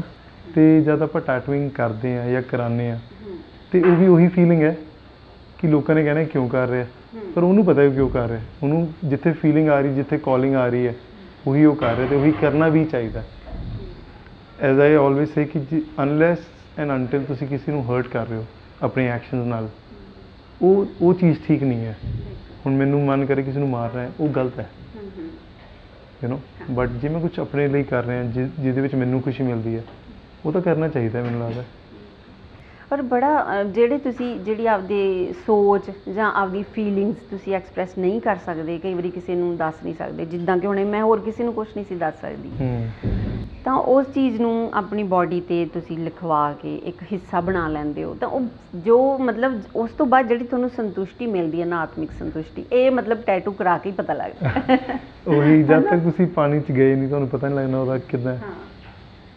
खारा है मिठा है पानी तुहानूं पता नहीं लगदा so you have to dive in then you feel कि हाँ भी ਕੀ ਹੈ ਕੀ ਕਈ ਜਿੱਦਾਂ ਕਈ ਲੋਕ ਕਹਿੰਦੇ ਕਿ ਵੀ ਸਾਨੂੰ ਪਤਾ ਨਹੀਂ ਲੱਗਦਾ ਕਿਉਂ ਕਰਾਉਂਦੇ ਇਹਦੇ ਵਿੱਚ ਕੀ ਮਜ਼ਾ ਹੈ ਕਈ ਲੋਕ ਪੁੱਛਦੇ ਬੜਾ ਔਖਾ ਸਵਾਲ ਪੁੱਛਦੇ ਕਿ ਟੈਟੂ ਕਰਾਉਣ ਦਾ ਫਾਇਦਾ ਕੀ ਹੈ ਮੈਂ ਕਿਹਾ ਹਰ ਚੀਜ਼ ਫਾਇਦੇ ਲਈ ਵੀ ਨਹੀਂ ਹੁੰਦੀ ਹੈ ਨਾ ਕਈ ਚੀਜ਼ਾਂ ਮਨ ਲਈ ਵੀ ਤਾਂ ਹੁੰਦੀ ਹੈ ਨੁਕਸਾਨ ਹੈ ਨਹੀਂ ਕੋਈ ਤੇ ਮਨ ਖੁਸ਼ ਹੁੰਦਾ ਸੋਲਫੁਲ ਹੈ ਤੇ ਕਰ ਲੈਣਾ ਚਾਹੀਦਾ ਤੁਸੀਂ ਇਸ ਲਾਈਨ 'ਚ ਕਿਵੇਂ ਆਏ ਰਿਸ਼ਭ ਮੇਰਾ ਐਕਚੁਅਲੀ ਆਰਟ ਵੱਲ ਤਾਂ ਧਿਆਨ ਸੀਗਾ ਤੇ ਬਟ ਮੈਂ ਇਹ ਨਹੀਂ ਕਹੂੰਗਾ ਕਿ ਬਹੁਤ ਵਧੀਆ ਕਰਦਾ ਸੀਗਾ ਬਟ ਮੈਂ ਡਰਾ ਕਰਦਾ ਸੀਗਾ ਮਾੜਾ ਨਹੀਂ ਕਰਦਾ ਸੀਗਾ ਪਰ ਬਹੁਤ ਪ੍ਰੋਫੈਸ਼ਨਲ ਵੀ ਨਹੀਂ ਸੀਗਾ ਓਬਵੀਅਸਲੀ ਬਿਨਾਂ ਸਿੱਖੇ ਤਾਂ ਤੁਸੀਂ ਬਹੁਤ ਚੀਜ਼ਾਂ ਮਤਲਬ ਸਿੱਖ ਕੇ ਹੀ ਕਰਦੇ ਹੋ ਤੁਸੀਂ ਹੈ ਨਾ ਤੁਸੀਂ ਵਧੀਆ ਜੇ ਗੀਤਕਾਰ ਹੈਗੇ ਹੋ ਜਾਂ ਐਕਟਰ ਹੋ ਉਹ ਵੀ ਤੁਸੀਂ ਸਿੱਖ ਕੇ ਬਣਦੇ ਹੋ ਸੋ ਪੋਲਿਸ਼ ਤਾਂ ਕਰਨਾ ਪੈਂਦਾ ਸੋ ਡਰਾਇੰਗ ਠੀਕ ਸੀਗੀ ਡਰਾਇੰਗ ਠੀਕ ਕਰਦਾ ਸੀਗਾ ਅਤੇ ਸਟੱਡੀਜ਼ ਫਿਨਿਸ਼ ਕੀਤੀਆਂ ਸੀਗੀਆਂ ਇੰਜੀਨੀਅਰਿੰਗ ਕੀਤੀ ਹੋਈ ਸੀਗੀ ਉਹ ਫਿਨਿਸ਼ ਕੀਤੀ ਅਤੇ ਉਸ ਤੋਂ ਬਾਅਦ ਮਨ ਸੀਗਾ ਕੁਛ ਥੋੜ੍ਹਾ ਜਿਹਾ ਕ੍ਰੀਏਟਿਵ ਚੀਜ਼ ਕਰਨੀ ਹੈ ਲਾਈਫ 'ਚ ਨਾ ਉਹ ਬਹੁਤ ਸੀਰੀਅਸਨੈਸ ਸੀਗੀ ਪੜ੍ਹਾਈ ਵਿੱਚ ਅਤੇ ਉਹ ਕੰਟੀਨਿਊ ਕਰਨ ਦਾ ਬਿਲਕੁਲ ਮਨ ਨਹੀਂ ਸੀਗਾ ਅਤੇ ਮੈਂ ਫਿਰ ਬ੍ਰੇਕ ਲਿੱਤੀ ਮੈਂ ਕਿਹਾ ਆਰਾਮ ਨਾਲ ਜਦ ਤੱਕ ਮੈਨੂੰ ਕੁਛ ਅੰਦਰੋਂ ਨਾ ਫੀਲ ਹੈ ਮੈਂ ਕਰਾਂਗਾ ਨਹੀਂ ਅਤੇ ਇੱਕ ਸ਼ੋਅ ਦੇਖਦੇ ਹੁੰਦੇ ਸੀਗੇ ਟੀ ਵੀ 'ਤੇ LA ਇੰਕ ਆਉਂਦਾ ਸੀਗਾ ਇੱਕ ਸ਼ੋਅ ਆਉਂਦਾ ਸੀਗਾ ਮਾਇਆਮੀ ਇੰਕ ਅਤੇ ਇਹ ਦੋਨੋਂ ਆਉਂਦੇ ਸੀਗੇ ਡਿਸਕਵਰੀ ਚੈਨਲ 'ਤੇ ਅਤੇ ਉਹ ਦੇਖਦਾ ਹੁੰਦਾ ਸੀਗਾ ਬਹੁਤ ਅਤੇ ਫਿਰ ਮੇਰੇ ਡੈਡ ਨੇ ਕਹਿਣਾ ਕਿ ਤੂੰ ਡਰੋ ਵੀ ਕਰਦਾ ਹੈ ਤੈਨੂੰ ਇੱਦਾਂ ਦੀ ਚੀਜ਼ਾਂ ਪਸੰਦ ਨੇ ਤੂੰ ਇਹ ਕਿਉਂ ਨਹੀਂ ਕਰ ਲੈਂਦਾ ਅਤੇ ਮੈਂ ਪਹਿਲਾਂ ਸੋਚਿਆ ਕਿ ਯਾਰ ਇੰਡੀਆ 'ਚ ਕਦੇ ਦੇਖਿਆ ਹੀ ਨਹੀਂ ਹੁੰਦਾ ਹੋਇਆ ਕਿੱਦਾਂ ਕਰਾਂਗੇ ਬਟ ਫਿਰ ਉਹਨਾਂ ਨੇ ਕਾਫੀ ਪੁਸ਼ ਕੀਤਾ ਕਾਫੀ ਸਪੋਰਟ ਕੀਤਾ ਫੈਮਿਲੀ ਨੇ ਬਟ ਮਦਰ ਸੀਗੇ ਬਿਲਕੁਲ ਅਗੇਂਸਟ ਉਹ ਕਹਿੰਦੇ ਇਹ ਕਿਹੜੇ ਕੰਮਾਂ 'ਚ ਪੈਣ ਲੱਗੇ ਮੈਂ ਨਾ ਤੁਹਾਨੂੰ ਇਹ ਪੁੱਛਣਾ ਸੀ ਕਿ ਇੱਕ ਪੰਜਾਬੀ ਮੁੰਡਾ ਤੇ ਉਹ ਕਿਵੇਂ ਫੈਮਿਲੀ ਵੱਲੋਂ ਕਿੰਨਾ ਕੁ ਵਿਰੋਧ ਹੋਇਆ ਸੀ ਜਾਂ ਉਹਨਾਂ ਨੇ ਆਰਾਮ ਨਾਲ ਕਰ ਦਿੱਤਾ ਕਿ ਹਾਂ ਡੈਡ ਦਾ ਆਈਡੀਆ ਸੀਗਾ ਡੈਡ ਨੇ ਤਾਂ ਪੂਰਾ ਸਪੋਰਟ ਕੀਤਾ ਓਬਵੀਅਸਲੀ ਉਹਨਾਂ ਦਾ ਆਈਡੀਆ ਸੀਗਾ ਉਹਨਾਂ ਨੂੰ ਦਿਖ ਰਿਹਾ ਸੀਗਾ ਕੁਛ ਤਾਂ ਪ੍ਰੋਬੇਬਲੀ ਬਟ ਮਦਰ ਨੂੰ ਸੀਗਾ ਕਿ ਕੱਲ੍ਹ ਨੂੰ ਵਿਆਹ ਕਿੱਦਾਂ ਹੋਏਗਾ ਕੀ ਕਹਾਂਗੇ ਕੀ ਕਰਦਾ ਹੈ ਮੁੰਡਾ ਹੈ ਨਾ ਬਟ ਫਿਰ ਜਦ ਕਰਨ ਲੱਗਿਆ ਫਿਰ ਦੈਨ ਦੇयर ਵਾਜ਼ ਨੋ ਲੁਕਿੰਗ ਬੈਕ ਫਿਰ ਤਾਂ ਮਤਲਬ ਉਹ ਬਹੁਤ ਸੋਹਣਾ ਜਰਨੀ ਸ਼ੁਰੂ ਹੋ ਗਈ ਅਤੇ ਹੁਣ ਜਦ ਵੈਨ ਆਈ ਲੁੱਕ ਬੈਕ ਮੈਨੂੰ ਲੱਗਦਾ ਕਿ ਇਸ ਤੋਂ ਵਧੀਆ ਚੀਜ਼ ਹੋ ਨਹੀਂ ਸਕਦੀ ਸੀਗੀ ਤੇ ਤੁਸੀਂ ਮੈਰਿਡ ਹੋ ਹਾਂਜੀ ਹਾਂਜੀ I have a daughter also 5 years old wow great ਤੇ ਵਾਈਫ ਉਹ ਕੀ ਕਰਦੇ ਆ ਉਹ ਪਰਮਾਨੈਂਟ ਮੇਕਅਪ ਆਰਟਿਸਟ ਨੇ ਓਕੇ ਅਤੇ ਉਹ ਕਾਸਮੈਟਿਕ ਟੈਟੂਇੰਗ ਕਰਦੇ ਨੇ ਅੱਛਾ ਹਾਂਜੀ ਅਤੇ ਉਹ ਕਦੇ ਕਦੇ ਆਉਂਦੇ ਹੁੰਦੇ ਸਟੂਡੀਓ ਜਦ ਉਹਨਾਂ ਦੀ ਅਪਾਇੰਟਮੈਂਟਸ ਹੁੰਦੀਆਂ ਨੇ ਅਦਰਵਾਈਜ਼ ਉਹ ਫੁੱਲ ਟਾਈਮ ਮਦਰ ਨੇ ਹੈ ਨਾ ਘਰੇ ਟਾਈਮ ਬਹੁਤ ਜ਼ਰੂਰੀ ਹੈ ਉਹ ਬਹੁਤ ਹੀ ਜ਼ਰੂਰੀ ਹੈ ਕਿਉਂਕਿ ਬੇਟੀ ਛੋਟੀ ਉਹਦੇ ਹਿਸਾਬ ਨਾਲ ਉਹਨਾਂ ਨੂੰ ਟਾਈਮ ਉਲਟਾ ਮੈਨੂੰ ਲੱਗਦਾ ਮੈਂ ਟਾਈਮ ਨਹੀਂ ਦੇ ਪਾਉਂਦਾ ਬਟ ਫਿਰ ਮੈਨੂੰ ਇਹ ਵੀ ਲੱਗਦਾ ਕਿ ਜੋ ਮੈਂ ਕਰ ਰਿਹਾ ਮੈਂ ਉਹਨੂੰ ਇੰਜੋਏ ਕਰ ਰਿਹਾ ਕੱਲ੍ਹ ਨੂੰ ਬੱਚਾ ਵੱਡੇ ਹੋ ਕੇ ਇਹੀ ਦੇਖੇਗਾ ਕਿ this is how you live passionately with something ਅਤੇ ਉਹ ਪੈਸ਼ਨ ਫੋਲੋ ਕਰੂਗੀ ਮੇ ਬੀ ਹੈ ਨਾ ਵੈਸੇ ਤਾਂ ਬੱਚਾ ਜੋ ਚਾਹੇ ਉਹੀ ਬਣੇ ਤਾਂ ਚੰਗੀ ਗੱਲ ਹੈ ਬਟ ਤੁਸੀਂ ਚਾਹੋਗੇ ਕਿ ਬੇਟੀ ਨੂੰ ਜੇ ਇੱਧਰ ਇੰਟਰਸਟ ਹੈ ਤਾਂ ਉਹ ਟੈਟੂ ਆਰਟਿਸਟ ਬਣੇ ਜੇ ਉਹਦਾ ਇੰਟਰਸਟ ਹੈ ਕਰੇ ਪਰ ਮੈਂ ਉਹਨੂੰ ਜਾਣ ਕੇ ਕਦੇ ਕੁਝ ਕਹਿਣਾ ਨਾ ਤਾਂ ਹਮੇਸ਼ਾ ਕਹਿੰਦੀ I want to be a singer ਮੈਨੂੰ ਲੱਗਦਾ ਯਾਰ ਇਹ ਕਿਉਂ ਇੱਦਾਂ ਕਹਿੰਦੀ ਮੈਂ ਚਾਹੁੰਦਾ ਕਿ ਇਹ ਦੂਜਾ ਕਹੇ ਹੈ ਨਾ ਕਿ ਇਹਨੂੰ ਵੀ ਆਰਟ 'ਚ ਹੋਵੇ ਇੰਟਰਸਟ ਬਟ ਉਹ ਡਿਫਰੈਂਟ ਆਰਟ ਫਾਰਮ ਹੈ ਸੋ ਠੀਕ ਹੈ ਜਿੱਦਾਂ ਜਿਹਦਾ ਮਨ ਕਰੇ ਰਿਸ਼ਭ ਕਈ ਲੋਕ ਤੁਹਾਡੇ ਕੋਲ ਆਉਂਦੇ ਹੋਣਗੇ ਜਿੱਦਾਂ ਉਹਨਾਂ ਨੇ ਟੈਟੂ ਬਣਾ ਲਿਆ ਮਤਲਬ ਟੈਟੂ ਇੱਕ ਦਾਸਤਾਨ ਸਮਝ ਲਓ ਹੈ ਨਾ ਕਈ ਵਾਰੀ ਉਹ ਦਾਸਤਾਨ ਜੇ ਖਤਮ ਹੋ ਜਾਂਦੀ ਹੈ ਤਾਂ ਸਾਡੇ ਲਈ ਬੜੇ ਕਈ ਵਾਰੀ ਬੈਡ ਐਕਸਪੀਰੀਅੰਸ ਛੱਡ ਜਾਂਦੀ ਹੈ ਨਾ ਕੁਛ ਲੋਕ ਉਹਨੂੰ ਵੀ ਲਿਖਵਾ ਲੈਂਦੇ ਆ ਅਤੇ ਸਮਝ ਲਓ ਕਿ ਕਿਸੇ ਦੀ ਲਾਈਫ 'ਚ ਫਿਰ ਕਿਉਂਕਿ ਬੜੀ ਲੰਬੀ ਜਰਨੀ ਹੁੰਦੀ ਆ ਤਾਂ ਫਿਰ ਕੁਛ ਚੰਗਾ ਹੋ ਗਿਆ ਤਾਂ ਕੀ ਉਹ ਜਿਹੜੀ ਉਹਨਾਂ ਦੀ ਦਾਸਤਾਨ ਲਿਖੀ ਹੁੰਦੀ ਹੈ ਉਹ ਇਹਨੂੰ ਮਿਟਾਉਣਾ ਚਾਹੁੰਦੇ ਹੁੰਦੇ ਆ ਜਾਂ ਕਵਰ ਅਪ ਕਰਾਉਣਾ ਚਾਹੁੰਦੇ ਕਿ ਨਹੀਂ ਇਹਦੇ ਲਈ ਤਾਂ ਹੁਣ ਇੱਥੇ ਤਾਂ ਕੁਛ ਨਵਾਂ ਅਤੇ ਵਧੀਆ ਜ਼ਿਆਦਾ ਹੋ ਗਿਆ ਜੇ ਤਾਂ ਕਿਸੇ ਦਾ ਨਾਮ ਲਿਖਿਆ ਹੋਇਆ ਫਿਰ ਤਾਂ ਕਵਰ ਅਪ ਲੋਕੀ ਕਰਾਉਣਾ ਚਾਹੁੰਦੇ ਨੇ ਅੱਛਾ but most of the time ਜਿਹੜੇ ਲੋਕੀ ਕਵਰ ਕਰਾਉਂਦੇ ਹੈ ਟੈਟੂਜ਼ ਪੁਰਾਣੇ ਉਹ ਕਰਾਉਂਦੇ ਜਿਹੜੇ ਵਧੀਆ ਨਹੀਂ ਬਣੇ ਹੋਏ ਸੋ ਅਸੀਂ ਤਾਂ ਸਾਰਿਆਂ ਨੂੰ ਇਹੀ ਕਹਿੰਦੇ ਕਿ ਕਵਰ ਅਪ ਕਰਾਉਣ ਦੀ ਲੋੜ ਹੀ ਨਾ ਪਏ ਵਧੀਆ ਟੈਟੂਸ ਕਰਾਓ ਪਹਿਲਾਂ ਹੀ ਆਪਣੇ ਆਰਟਿਸਟ ਦੀ ਰਿਸਰਚ ਕਰੋ ਹੈ ਨਾ ਕੋਈ ਇਹ ਤਾਂ ਹੈ ਨਹੀਂ ਕਿ ਤੁਸੀਂ ਕੋਈ ਮਾਰਕੀਟ ਤੋਂ ਕੋਈ ਚੀਜ਼ ਲੈਣ ਜਾ ਰਹੇ ਹੋ ਉੱਦਾਂ ਹੀ ਚਲੇ ਗਏ ਕਿ ਮਨ ਕਰ ਰਿਹਾ ਜਾ ਕੇ ਲੈ ਆਈਏ ਇੱਦਾਂ ਨਹੀਂ ਥੋੜ੍ਹੀ ਰਿਸਰਚ ਕਰੋ ਦੇਖੋ ਕਿਹੜੇ ਆਰਟਿਸਟ ਕਿਹੜੇ ਸਟੂਡੀਓਜ਼ ਨੇ ਕਿੱਦਾਂ ਦਾ ਕੰਮ ਕਰ ਰਹੇ ਨੇ ਤੁਹਾਨੂੰ ਕੀ ਪਸੰਦ ਆ ਰਿਹਾ ਉਹਨਾਂ ਦੇ ਕੰਮ 'ਚ ਫਿਰ ਉਹ ਆਰਟਿਸਟ ਚੂਜ਼ ਕਰੋ ਇੱਦਾਂ ਨਹੀਂ ਕਿ ਵੀ ਮੇਰੇ ਕੋਲ ਇਹ ਵਾਲੀ ਸ਼ਾਪ ਹੈ ਅਤੇ ਮੈਂ ਉੱਥੋਂ ਜਾ ਕੇ ਕਰਾ ਲਾਂ ਉਹ ਫਿਰ ਗਲਤ ਹੋ ਜਾਂਦਾ ਕਦੇ ਕਦੇ ਜੇ ਰਿਸਰਚ ਨਾ ਕੀਤੀ ਹੋਏ ਤਾਂ ਅਤੇ ਜਿਹੜੀ ਦਾਸਤਾਨ ਦੀ ਗੱਲ ਮੈਨੂੰ ਲੱਗਦਾ ਕਦੇ ਕਦੇ ਮੈਂ ਤਾਂ ਪਰਸਨਲੀ ਫੀਲ ਕਰਦਾ ਕਿ ਜਿੱਦਾਂ ਦਾ ਵੀ ਤੁਹਾਡਾ ਰਿਹਾ ਹੋਇਆ ਪਾਸਟ ਜੇ ਉਹ ਕਿਸੇ ਦੇ ਨਾਲ ਜੁੜਿਆ ਹੋਇਆ ਪਾਸਟ ਹੈ ਚਾਹੇ ਹੁਣ ਤੁਹਾਡੀ ਬਿਟਰ ਮੈਮਰੀਜ਼ ਨੇ, ਬਿਟਰ ਐਕਸਪੀਰੀਅੰਸ ਹੈ ਐਂਡ ਵਿੱਚ, ਬਟ ਉਸ ਤੋਂ ਪਹਿਲਾਂ ਤਾਂ ਵਧੀਆ ਐਕਸਪੀਰੀਅੰਸ ਸੀਗਾ, ਤਾਂ ਹੀ ਤੁਸੀਂ ਕਰਾਇਆ ਸੀਗਾ। ਹਾਂ। ਤੇ ਜੇ ਤੁਸੀਂ ਆਪਣੀ ਬਾਡੀ ਤੇ ਟੈਟੂਜ਼ ਦੇਖਦੇ ਹੋ, ਬੇਸਿਕਲੀ ਤੁਹਾਡੀ ਆਪਣੀ ਜਰਨੀ ਹੈ ਨਾ। ਬਿਲਕੁਲ ਸਹੀ, ਹਾਂਜੀ। ਕਿ ਤੁਸੀਂ ਕਿੱਦਾਂ ਦੇ ਇਮੋਸ਼ਨਸ ਤੋਂ ਨਿਕਲੇ, ਕਿਹਦੇ ਲਈ ਕੀ ਫੀਲ ਕੀਤਾ ਤੇ ਤੁਸੀਂ ਕਿਉਂ ਕਰਾ ਲਿਆ। ਮੈਨੂੰ ਲੱਗਦਾ ਉਹਨੂੰ ਰੱਖ ਸਕਦੇ ਆ। ਤੇ ਜਿਹੜਾ ਕੋਈ ਹੋਰ ਜ਼ਿੰਦਗੀ ਵਿੱਚ ਕੋਈ ਅਗਲਾ ਨਵਾਂ ਬੰਦਾ ਆ ਰਿਹਾ, ਜੁੜ ਰਿਹਾ ਤੁਹਾਡੇ ਨਾਲ, ਉਹਨੂੰ ਵੀ ਐਕਸੈਪਟੈਂਸ ਹੋਣੀ ਚਾਹੀਦੀ ਤੁਹਾਡੇ ਪਾਸ ਦੀ। ਮੈਂ ਇੱਦਾਂ ਸੋਚਦਾ, ਬਟ ਆਈ ਡੋਂਟ ਥਿੰਕ ਸਾਰੇ ਇੱਦਾਂ ਸੋਚਦੇ ਨੇ। ਮੋਸਟਲੀ ਲੋਕੀ ਸੇਫ ਚੱਲਦੇ ਨੇ, ਕਹਿੰਦੇ ਕਿ ਹੁਣ ਇੱਦਾਂ ਹੋ ਗਿਆ, ਹੁਣ ਤਾਂ ਕਰਾ ਲਓ ਕਵਰ। ਸਹੀ ਗੱਲ ਹੈ। ਫਿਰ ਤੁਸੀਂ ਸਲਾਹ ਵੀ ਦਿੰਦੇ ਹੋ ਕਈ ਲੋਕਾਂ ਨੂੰ ਕਿ ਤੁਸੀਂ ਨਾ ਕਰੋ ਇੱਦਾਂ ਜਾਂ ਕੁਛ? ਹਾਂਜੀ, ਪੂਰਾ ਬਹੁਤ ਟਾਈਮ ਪਾਉਂਦੇ ਹਾਂ ਅਸੀਂ ਤਾਂ। ਕੰਸਲਟੇਸ਼ਨ ਹੀ ਮੇਰੇ ਖਿਆਲ ਆਪਾਂ ਜ਼ਿਆਦਾ ਮੇਜਰ ਟਾਈਮ ਤਾਂ ਕੰਸਲਟੇਸ਼ਨ 'ਤੇ ਜਾਂਦਾ, ਨਹੀਂ ਤਾਂ ਫਿਰ ਅਸੀਂ ਸਲਾਹ ਦਿੰਦੇ ਹਾਂ, ਅਸੀਂ ਉਹਨਾਂ ਨੂੰ ਸਮਝਾਉਂਦੇ ਹਾਂ ਕੀ ਕਰਨਾ ਚਾਹੀਦਾ, ਕਿੱਦਾਂ ਕਰ ਸਕਦੇ ਹਾਂ। ਬਿਕੋਜ਼ ਜੇ ਤੁਸੀਂ ਕਿਸੇ ਐਕਸਪੀਰੀਅੰਸਡ ਆਰਟਿਸਟ ਕੋਲ ਜਾ ਰਹੇ ਹੋ ਅਤੇ ਉਹਦੀ ਜਿਹੜਾ ਐਕਸਪੀਰੀਅੰਸ ਹੈ ਅਤੇ ਉਹਦੀ ਐਕਸਪਰਟੀਜ਼ ਹੈ, ਤੁਹਾਨੂੰ ਯੂਜ਼ ਕਰਨਾ ਚਾਹੀਦਾ ਆਪਣੇ ਬੈਨੀਫਿਟ ਲਈ। ਅਤੇ ਜੇ ਤੁਸੀਂ ਆਰਟਿਸਟ ਤੋਂ ਕੋਈ ਸਲਾਹ ਮੰਗ ਰਹੇ ਹੋ, ਉਹ ਕੋਈ ਦੇ ਰਹੇ ਨੇ, ਉਹ ਵਿਦ ਐਕਸਪੀਰੀਅੰਸ ਦੇ ਰਹੇ ਨੇ। ਮੇ ਬੀ ਤੁਹਾਡਾ ਪਹਿਲਾ ਜਾਂ ਦੂਜਾ ਤੀਜਾ ਟੈਟੂ ਹੋਏਗਾ, ਉਹ ਤਾਂ ਰੈਗੂਲਰ ਕਰਦੇ ਨੇ। They can tell you better ਕਿੱਦਾਂ ਕਰਨਾ ਚਾਹੀਦਾ, ਕਿ ਕਿੱਦਾਂ ਵਧੀਆ ਲੱਗੇਗਾ, ਕਿ ਬਾਅਦ 'ਚੋਂ ਵੀ ਸੋਹਣਾ ਲੱਗੇ ਟੈਟੂ। ਬਿਲਕੁਲ। ਵੈਸੇ ਬੜਾ ਉਹੀ ਪੇਸ਼ੈਂਸ ਵਾਲਾ ਕੰਮ, ਜਿੱਦਾਂ ਮੈਂ ਕਿਹਾ ਸੀ ਪਹਿਲਾਂ ਵੀ। ਫਿਰ ਇਹਦੇ ਤਾਂ ਜਿੱਦਾਂ ਬਾਡੀ ਦੇ ਵਿੱਚ ਕਰਨਾ ਹੁੰਦਾ, ਪ੍ਰੀਕਾਸ਼ਨਸ ਵਗੈਰਾ ਵੀ ਸਪੈਸ਼ਲ ਲੈਂਦੇ ਹੋਵੋਗੇ ਤੁਸੀਂ? ਕਿੱਦਾਂ ਮਤਲਬ? ਬਹੁਤ ਹਾਈਜੀਨਿਕ ਪ੍ਰੋਸੀਜਰ ਹੈ। ਹਾਂ। ਕਿਉਂਕਿ ਬਹੁਤ ਸਾਰੇ ਕਈ ਵਾਰ ਜੇ ਡਾਕਟਰ ਆਉਂਦੇ, ਉਹ ਕਹਿੰਦੇ ਯਾਰ ਤੁਸੀਂ ਤਾਂ ਜ਼ਿਆਦਾ ਕਰਦੇ ਹੋ, ਅਸੀਂ ਕਲੀਨਿਕ 'ਚ ਘੱਟ ਕਰੀਦਾ, ਇੰਨਾ ਹਾਈਜੀਨ ਤਾਂ ਨਹੀਂ ਕਰੀਦਾ। ਬਟ ਸਾਨੂੰ ਕਹਿ ਲਓ ਤੁਸੀਂ OCD ਹੈ, ਕਿਉਂਕਿ ਸ਼ੁਰੂ ਤੋਂ ਉੱਦਾਂ ਹੀ ਕੀਤਾ ਹੋਇਆ, ਅਤੇ ਅਸੀਂ ਤਾਂ ਬਹੁਤ ਧਿਆਨ ਰੱਖਦੇ ਹਾਂ। ਕਿਉਂਕਿ ਇਟਸ ਨਾਟ ਜਸਟ ਅਬਾਊਟ ਕਿ ਸਾਡੀ ਰੈਪੂਟੇਸ਼ਨ ਜਾਂ ਆਰਟਿਸਟ ਦੀ ਜਾਂ ਸਟੂਡੀਓ ਦੀ, ਮੈਨੂੰ ਲੱਗਦਾ ਉਹ ਟੈਟੂਇੰਗ ਦੀ ਰਿਸਪੋਂਸੀਬਿਲਿਟੀ ਹੈ ਕਿ ਤੁਸੀਂ ਇੱਕ ਤਾਂ ਪਹਿਲਾਂ ਇੱਦਾਂ ਦਾ ਆਰਟ ਫਾਰਮ ਕਰ ਰਹੇ ਹੋ ਜਿਹੜਾ ਇੰਨਾ ਐਕਸੈਪਟੇਬਲ ਨਹੀਂ ਹੈ। ਫਿਰ ਉਸ ਤੋਂ ਉੱਤੇ ਤੁਸੀਂ, ਤੁਹਾਡੀ ਗਲਤੀ ਦੇ ਕਾਰਨ ਕਿਸੇ ਨੂੰ ਕੋਈ ਪ੍ਰੋਬਲਮ ਹੋ ਜਾਏ, ਉਹ ਟੈਟੂਇੰਗ ਦੇ ਉੱਤੇ ਉਹਦਾ ਟੈਟੂਇੰਗ ਦਾ ਨਾਮ ਖਰਾਬ ਕਰਦਾ। ਹਾਂ, ਬਹੁਤ ਵੱਡੀ ਰਿਸਪੋਂਸਿਬਿਲਿਟੀ ਹੁੰਦੀ ਹੈ ਵੈਸੇ। ਅਤੇ ਫਿਰ ਇਸ ਕਰਕੇ ਅਸੀਂ ਤਾਂ ਪੂਰਾ ਹਾਈਜੀਨ ਮੇਨਟੇਨ ਕਰਦੇ ਹਾਂ। ਜਿਨ੍ਹਾਂ ਤੋਂ ਮੈਂ ਸਿੱਖਿਆ ਸੀ, ਜਿੱਦਾਂ ਉਹਨਾਂ ਨੇ ਸਿਖਾਇਆ, ਅਸੀਂ ਤਾਂ ਉਹ ਸਾਰਾ ਫੋਲੋ ਕਰਦੇ ਹਾਂ ਰਿਲੀਜੀਅਸਲੀ। ਇੱਦਾਂ ਨਹੀਂ ਕਿ ਸਿਰਫ ਕਹਿਣ ਲਈ, ਜਾਂ ਫਿਰ ਇੱਦਾਂ ਨਹੀਂ ਕਿ ਤੁਸੀਂ ਸਾਹਮਣੇ ਬਹਿ ਕੇ ਦੇਖ ਰਹੇ ਹੋ ਕਿ ਅਸੀਂ ਕਿੱਦਾਂ ਕਰ ਰਹੇ ਤਾਂ ਵਧੀਆ ਕਰ ਦਾਂਗੇ, ਤੁਸੀਂ ਮੂੰਹ 'ਤੇ ਕੀਤਾ ਅਤੇ ਅਸੀਂ ਕਿੱਦਾਂ ਵੀ ਕਰਤਾ। ਨਾ, ਇੱਦਾਂ ਨਹੀਂ। ਜਿੱਦਾਂ ਵੀ ਕਰ, ਮਤਲਬ ਕੋਈ ਦੇਖ ਰਿਹਾ ਹੋਏ ਚਾਹੇ ਨਾ ਦੇਖ ਰਿਹਾ ਹੋਏ, ਅਸੀਂ ਉਹਦੇ ਨਾਲ ਓਨੈਸਟ ਰਹਿੰਦੇ ਹਾਂ, ਕਿਉਂਕਿ ਉਹ ਓਨੈਸਟੀ ਟੈਟੂਇੰਗ ਦੇ ਵੱਲ ਹੈ। ਅਤੇ ਬਾਹਰ ਤਾਂ ਜਿੱਦਾਂ ਸੀਕਰੇਟ ਟੈਟੂ ਦਾ ਬਹੁਤ ਟਰੈਂਡ ਹੈਗਾ। ਆਪਣੇ ਵੀ ਇੱਥੇ ਕਰਵਾਉਂਦੀਆਂ ਕੁੜੀਆਂ ਜਾਂ ਮੁੰਡੇ ਸੀਕਰੇਟ ਟੈਟੂ, ਜਿਹਨੂੰ ਕਹਿ ਦਿੰਦੇ ਕਿ ਆਪਣੀ ਬਾਡੀ ਦੇ ਬੜੇ ਪ੍ਰਾਈਵੇਟ ਜਿਹੇ ਪਾਰਟ ਦੇ ਉੱਤੇ ਕਰਾਉਂਦੇ ਨੇ। ਪਰ ਜੇ ਰੀਜ਼ਨ ਤੁਹਾਡਾ ਇਹ ਹੈ ਕਿ ਤੁਸੀਂ ਆਪਣੇ ਘਰਦਿਆਂ ਨੂੰ ਨਹੀਂ ਦੱਸਣਾ ਕਿ ਤੁਸੀਂ ਟੈਟੂ ਕਰਾਇਆ ਹੋਇਆ, ਮੈਂ ਤਾਂ ਉਹਨਾਂ ਨੂੰ ਸਲਾਹ ਦਿੰਦਾ ਕਿ ਤੁਸੀਂ ਉੱਥੇ ਕਰਾਓ ਜਿੱਥੇ ਦਿਖੇ, ਅਤੇ ਤੁਸੀਂ ਆਪਣੇ ਘਰਦਿਆਂ ਨੂੰ ਵੀ ਦੱਸੋ ਕਿ ਤੁਸੀਂ ਕਰਾਇਆ। ਮੇਰੇ ਨਾਲ ਤਾਂ ਕਈ ਵਾਰ ਦਾ ਇੰਸਟੈਂਸ ਹੋਇਆ, ਕੋਈ ਜਿੱਦਾਂ ਛੋਟੇ ਉਮਰ ਦੇ ਆਉਂਦੇ ਆ ਕਾਲਜ ਸਟੂਡੈਂਟਸ, ਉਹ ਕਹਿੰਦੇ ਨੇ ਕਿ ਜੀ ਸਾਨੂੰ ਹਿਡਨ ਟੈਟੂ ਚਾਹੀਦਾ ਕਿ ਪੇਰੈਂਟਸ ਗੁੱਸਾ ਨਾ ਕਰਨ। ਮੈਂ ਕਿਹਾ ਪੇਰੈਂਟਸ ਤੁਹਾਡਾ ਬੁਰਾ ਨਹੀਂ ਚਾਹੁੰਦੇ ਨਾ, ਅਤੇ ਤੁਸੀਂ ਵੀ ਕੁਝ ਬੁਰਾ ਨਹੀਂ ਕਰ ਰਹੇ ਹੋ। ਤੁਸੀਂ ਕੁਝ ਡਰੱਗਸ ਤਾਂ ਕਰ ਨਹੀਂ ਰਹੇ ਜਿਹੜੇ ਤੁਹਾਨੂੰ ਬਾਡੀ ਨੂੰ ਹਾਰਮ ਕਰਨਗੇ। ਤੁਸੀਂ ਤਾਂ ਇੱਕ ਆਰਟ ਫਾਰਮ ਲੈ ਰਹੇ ਹੋ ਆਪਣੀ ਬਾਡੀ 'ਤੇ। ਅਤੇ ਮੈਂ ਤਾਂ ਕਹਿੰਦਾ ਕਿ ਖੁੱਲ੍ਹ ਕੇ ਕਰਾਓ। ਅਤੇ ਕਈ ਵਾਰ ਲੋਕ ਮੰਨ ਵੀ ਜਾਂਦੇ ਨੇ, ਅਤੇ ਫਿਰ ਉਹ ਆਪਣੀ ਬਾਡੀ 'ਤੇ ਜਦ ਟੈਟੂ ਕਰਾਉਂਦੇ ਨੇ, ਵਿਜ਼ੀਬਲ ਟੈਟੂ, ਆਪਣੇ ਘਰਦਿਆਂ ਨੂੰ ਵੀ ਦਿਖਾਉਂਦੇ ਨੇ। ਅਤੇ ਦਿਖਾਉਣਾ ਵੀ ਚਾਹੀਦਾ, ਲੁਕਾਉਣਾ ਕਿਉਂ ਹੈ? ਤੁਸੀਂ ਮਾੜੇ ਕੰਮ ਲਗਾਓ ਨਾ, ਚੰਗੇ ਕੰਮ ਕਿਉਂ ਲਗਾਈ ਜਾ ਰਹੇ ਹੋ? ਹਾਂ, ਜਿਹਦਾ ਕੋਈ ਨੁਕਸਾਨ ਨਹੀਂ ਹੈ ਕਿਸੇ ਨੂੰ। ਹਾਂ, ਕੋਈ ਨੁਕਸਾਨ ਨਹੀਂ ਹੈ, ਕੋਈ ਮਾੜੀ ਚੀਜ਼ ਨਹੀਂ ਹੈ, ਕੋਈ ਗੰਦੀ ਲੱਤ ਨਹੀਂ ਹੈ। ਅਤੇ ਆਪਾਂ ਛੁਪਾਉਂਦੇ ਤਾਂ ਉਹ ਚੀਜ਼ਾਂ ਜਿਹੜੀ ਮਾੜੀਆਂ ਨੇ। ਰਿਸ਼ਵ, ਮੈਨੂੰ ਇੱਕ ਗੱਲ ਯਾਦ ਆਈ। ਮੈਂ ਨਾ ਕਿਤੇ ਪੜ੍ਹਿਆ ਸੀਗਾ ਹਿਡਨ ਟੈਟੂ ਤੋਂ, ਮੈਨੂੰ ਯਾਦ ਆਇਆ ਕਿ ਇੱਕ ਨਾ ਕੋਈ ਮਤਲਬ ਖਾਸ ਆਪਣੇ ਲਾਈਕ ਕੋਈ ਕੀ ਕਹਿ ਸਕਦੇ ਉਹਨਾਂ ਨੂੰ, ਖਾਸ ਤਬਕੇ ਦੇ ਲੋਕ ਹੈ, ਜਿੱਦਾਂ ਉਹ ਮੈਂ ਨਾਮ ਨਾ ਲਵਾਂ ਤਾਂ ਬੈਟਰ ਹੈ। ਤਾਂ ਉਹ ਕਹਿੰਦੇ ਉਹਨਾਂ ਦੇ ਮਤਲਬ ਘੱਗਰੇ ਵਗੈਰਾ ਪਾਉਂਦੇ ਆ, ਜਿੱਦਾਂ ਜੋ ਵੀ ਕਹਿ ਲਓ।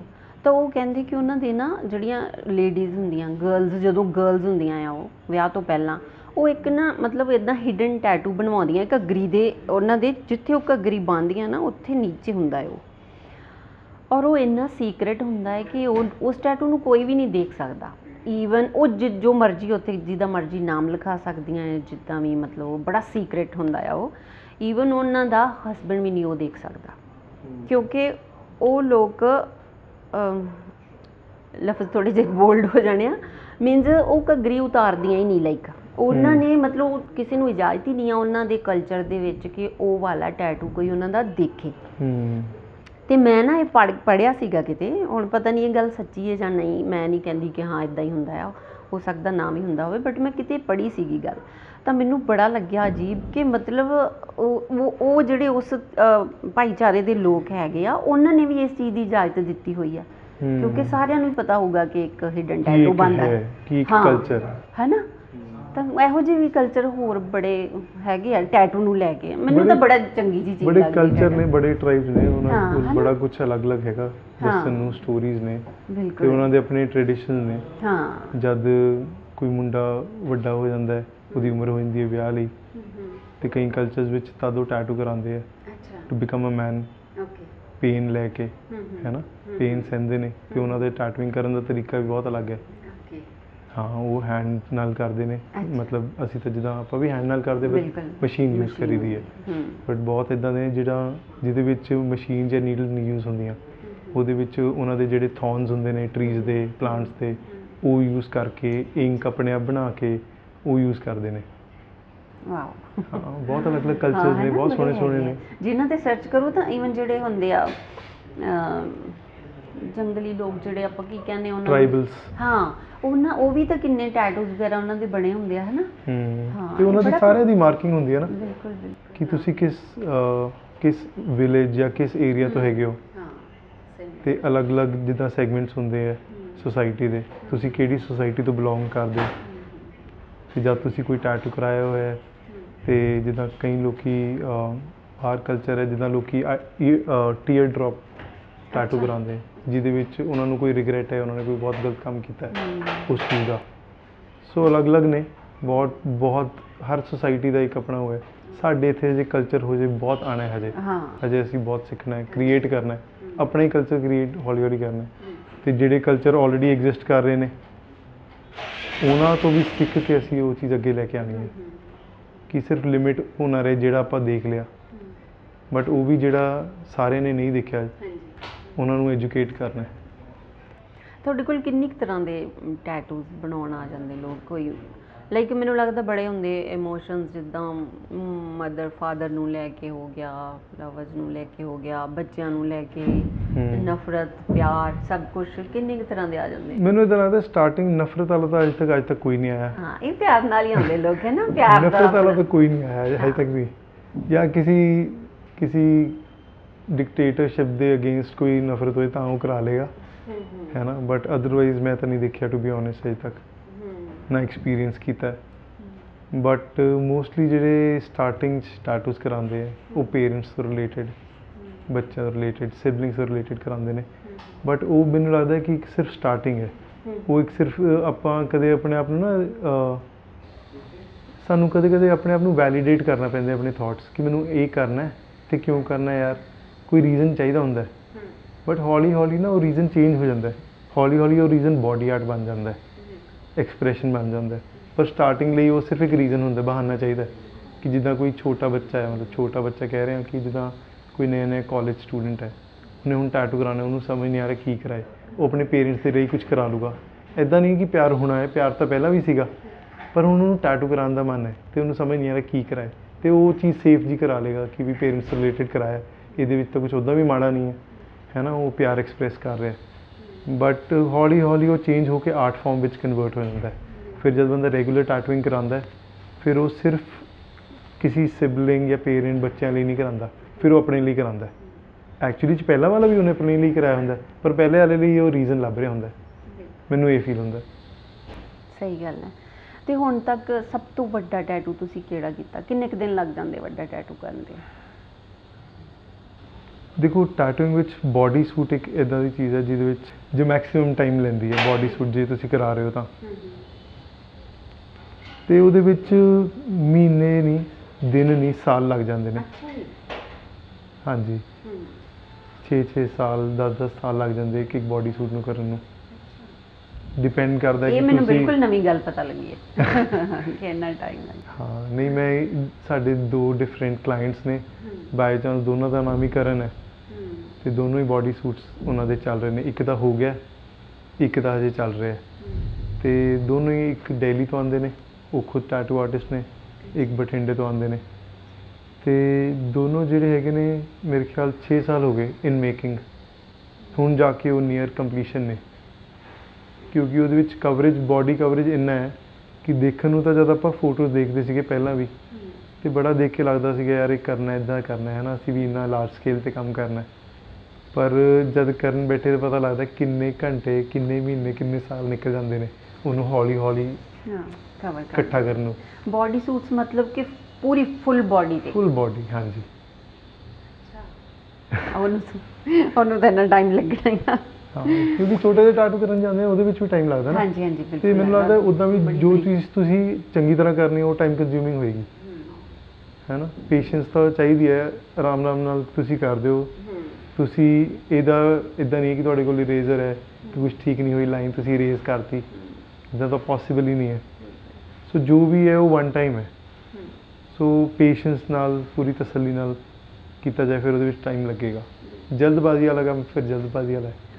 ਉਹੀ ਮੈਂ ਸਟਾਰਟਿੰਗ ਇੱਥੋਂ ਕੀਤੀ ਸੀ ਕਿ ਪੇਸ਼ੈਂਸ ਬਹੁਤ ਚਾਹੀਦਾ, ਕਰਵਾਉਣ ਵਾਲੇ ਨੂੰ ਵੀ ਤੇ ਕਰਨ ਵਾਲੇ ਦਾ ਵੀ ਬਹੁਤ। ਮੈਨੂੰ ਲੱਗਦਾ ਕਰਵਾਉਣ ਵਾਲੇ ਨੂੰ ਜ਼ਿਆਦਾ ਪੇਸ਼ੈਂਸ ਚਾਹੀਦੀ ਹੈ, ਕਿਉਂਕਿ ਜਿਹੜਾ ਕਰਨ ਵਾਲਾ ਹੈ ਉਹ ਤਾਂ ਰੋਜ਼ ਕਰ ਰਿਹਾ, ਅੱਜ ਤੁਹਾਡੇ 'ਤੇ ਕੱਲ੍ਹ ਦੂਜੇ 'ਤੇ, ਤੇ ਉਹਦਾ ਤਾਂ ਸ਼ੌਂਕ ਹੈ।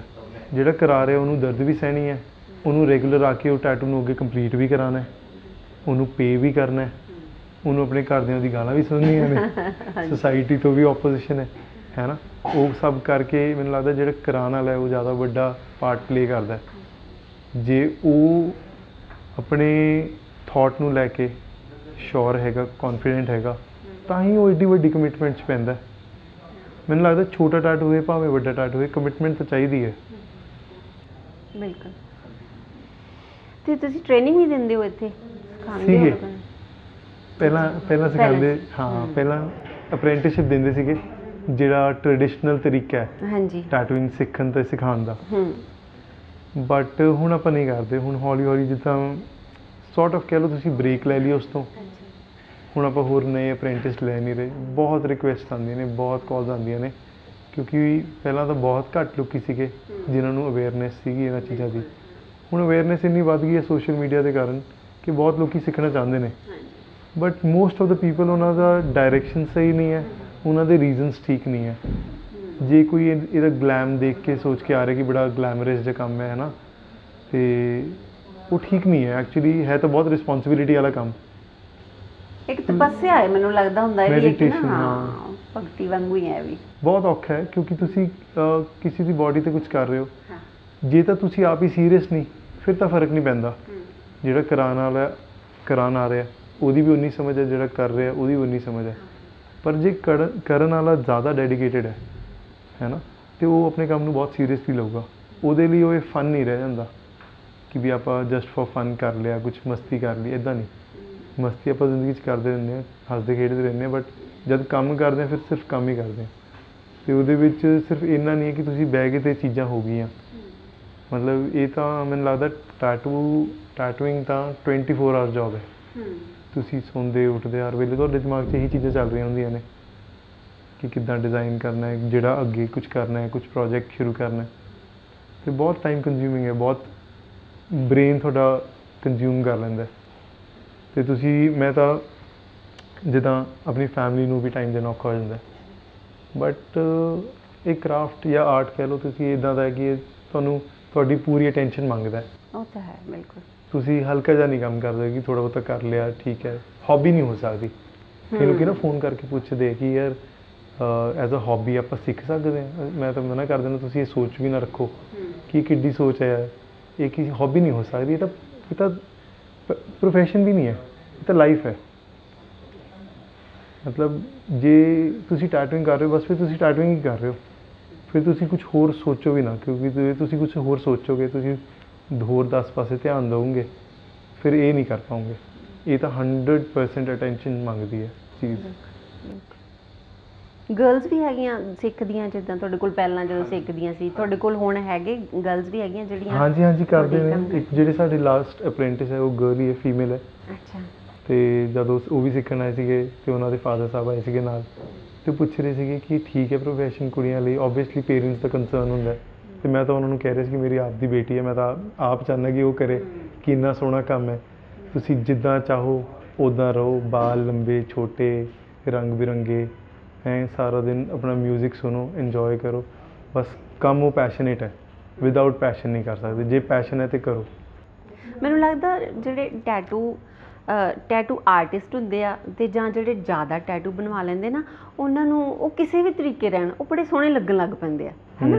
ਜਿੱਦਾਂ ਤੁਸੀਂ ਕੈਰੀ ਕਰਦੇ ਹੋ। ਹਾਂ, ਜਿਵੇਂ ਹੁਣ ਤੁਸੀਂ ਲੰਬੇ ਵਾਲ ਐਂਡ ਉਹ ਦਾੜੀ ਮੁੱਛਾਂ, ਤੁਹਾਡੇ ਕੱਪੜੇ ਪਾਉਣ ਦਾ ਸਟਾਈਲ, ਸ਼ਾਇਦ ਤੁਸੀਂ ਵੈਸੇ ਹੀ ਪਾਇਆ ਹੋਵੇ, ਮਤਲਬ ਕੱਪੜੇ ਪਾਏ ਹੋਣ ਕੰਫਰਟੇਬਲ ਰਹਿਣ ਵਾਸਤੇ। ਹਾਂ, ਬਟ ਮੈਂ ਸੋਚ ਕੇ ਤਾਂ ਕੁਝ ਉਦਾਂ ਵੀ ਨਹੀਂ ਕਰ ਸਕਦਾ ਲਾਈਫ 'ਚ। ਉਹ ਨਾ ਇੱਕ ਸਟਾਈਲ ਹੋ ਜਾਂਦਾ ਹੈ, ਅੱਛਾ ਲੱਗਦਾ ਹੈ, ਬਹੁਤ ਅੱਛਾ ਲੱਗਦਾ। ਹਾਂ, ਉਹੀ ਉਹ ਦੇਖਣ ਵਾਲੇ ਤੇ ਉਹਨੂੰ ਉਹ ਨਜ਼ਰ ਆ ਰਿਹਾ, ਪਰ ਜਿਹਨੇ ਪਾਇਆ ਹੋਇਆ ਉਹਨੂੰ ਕੰਫਰਟ ਹੈ।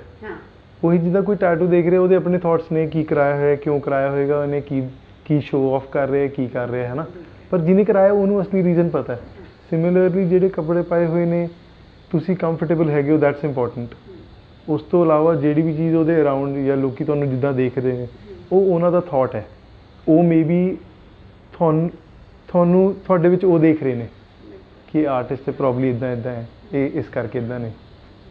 ਹੁਣ ਕੋਈ ਸੋਚੇ ਕਿ ਬਾਲ ਲੰਬੇ ਜਾਂ ਇੱਦਾਂ, ਕਿ ਵੀ ਇਹਨੇ ਜਾਣ ਕੇ ਜਾਂ ਇੱਦਾਂ, ਨਾ, ਪਰ ਉਹ ਨਹੀਂ ਹੈ, ਪਰ ਧਿਆਨ ਹੀ ਨਹੀਂ ਹੈ, ਬਸ ਠੀਕ ਹੈ ਲੰਬੇ ਹੋ ਰਹੇ ਨੇ, ਹੋਈ ਜਾ, ਕਟਾਏ ਨਹੀਂ, ਟਾਈਮ ਹੀ ਨਹੀਂ ਮਿਲਦਾ। ਅੱਛੇ ਲੱਗ ਰਿਹਾ ਤੁਹਾਡੇ ਤੇ ਸੂਟ ਕਰਦੇ ਆ, ਮਤਲਬ ਹਰ ਕੋਈ ਵੀ ਨਹੀਂ ਕਰ ਸਕਦਾ, ਚੰਗੇ ਹੀ ਨਹੀਂ ਲੱਗਦੇ, ਤੁਹਾਨੂੰ ਅੱਛੇ ਲੱਗ ਰਿਹਾ। Thank you so much.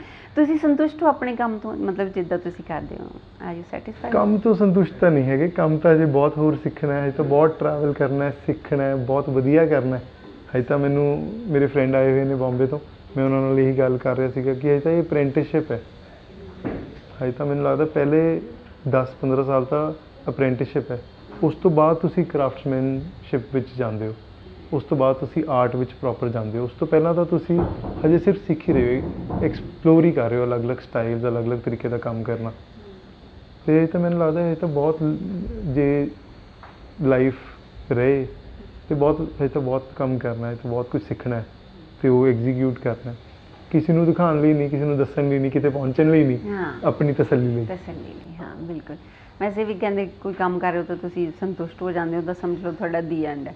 ਸੰਤੁਸ਼ਟ ਤਾਂ ਕਦੇ ਹੋਣਾ ਹੀ ਨਹੀਂ ਚਾਹੀਦਾ ਆਪਣੇ ਕੰਮ 'ਚ, ਹੈ ਨਾ? ਉਹ ਸਾਰੀ ਉਮਰ ਹੀ ਸਿੱਖਦਾ ਰਹਿੰਦਾ ਹੈ। ਕਮੀਆਂ ਦਿਖਣੀ ਚਾਹੀਦੀਆਂ ਨਾ ਜੇ ਆਪਣੇ ਕੰਮ 'ਚ ਵੀ। ਮੈਂ ਹਮੇਸ਼ਾ ਇਹ ਚੀਜ਼ ਕਹਿਣਾ ਕਿ ਸੈਲਫ ਕ੍ਰਿਟਿਕ ਸਭ ਤੋਂ ਇੰਪੋਰਟੈਂਟ ਕ੍ਰਿਟਿਕ ਹੈ।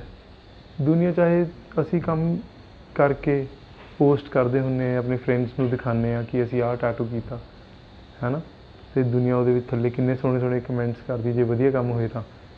ਬਟ ਉਹ ਦੁਨੀਆ ਜਿਹੜੇ ਕਮੈਂਟਸ ਕਰ ਰਹੇ ਉਹ ਅਸਰ ਨਹੀਂ ਕਰਦੇ, ਕਿਉਂਕਿ ਤੁਹਾਨੂੰ ਰੀਅਲਾਈਜ਼ ਹੋ ਜਾਂਦਾ ਕਿ ਯਾਰ ਜਦ ਤੁਸੀਂ ਆਪ ਦੇਖਦੇ ਤੁਹਾਨੂੰ ਪਤਾ ਕਿਤੇ ਹੋਰ ਵਧੀਆ ਹੋ ਸਕਦਾ ਸੀਗਾ, ਕਿਹੜਾ ਏਰੀਆ ਮੈਂ ਇੱਦਾਂ ਕਰ ਸਕਦੇ ਸੀ।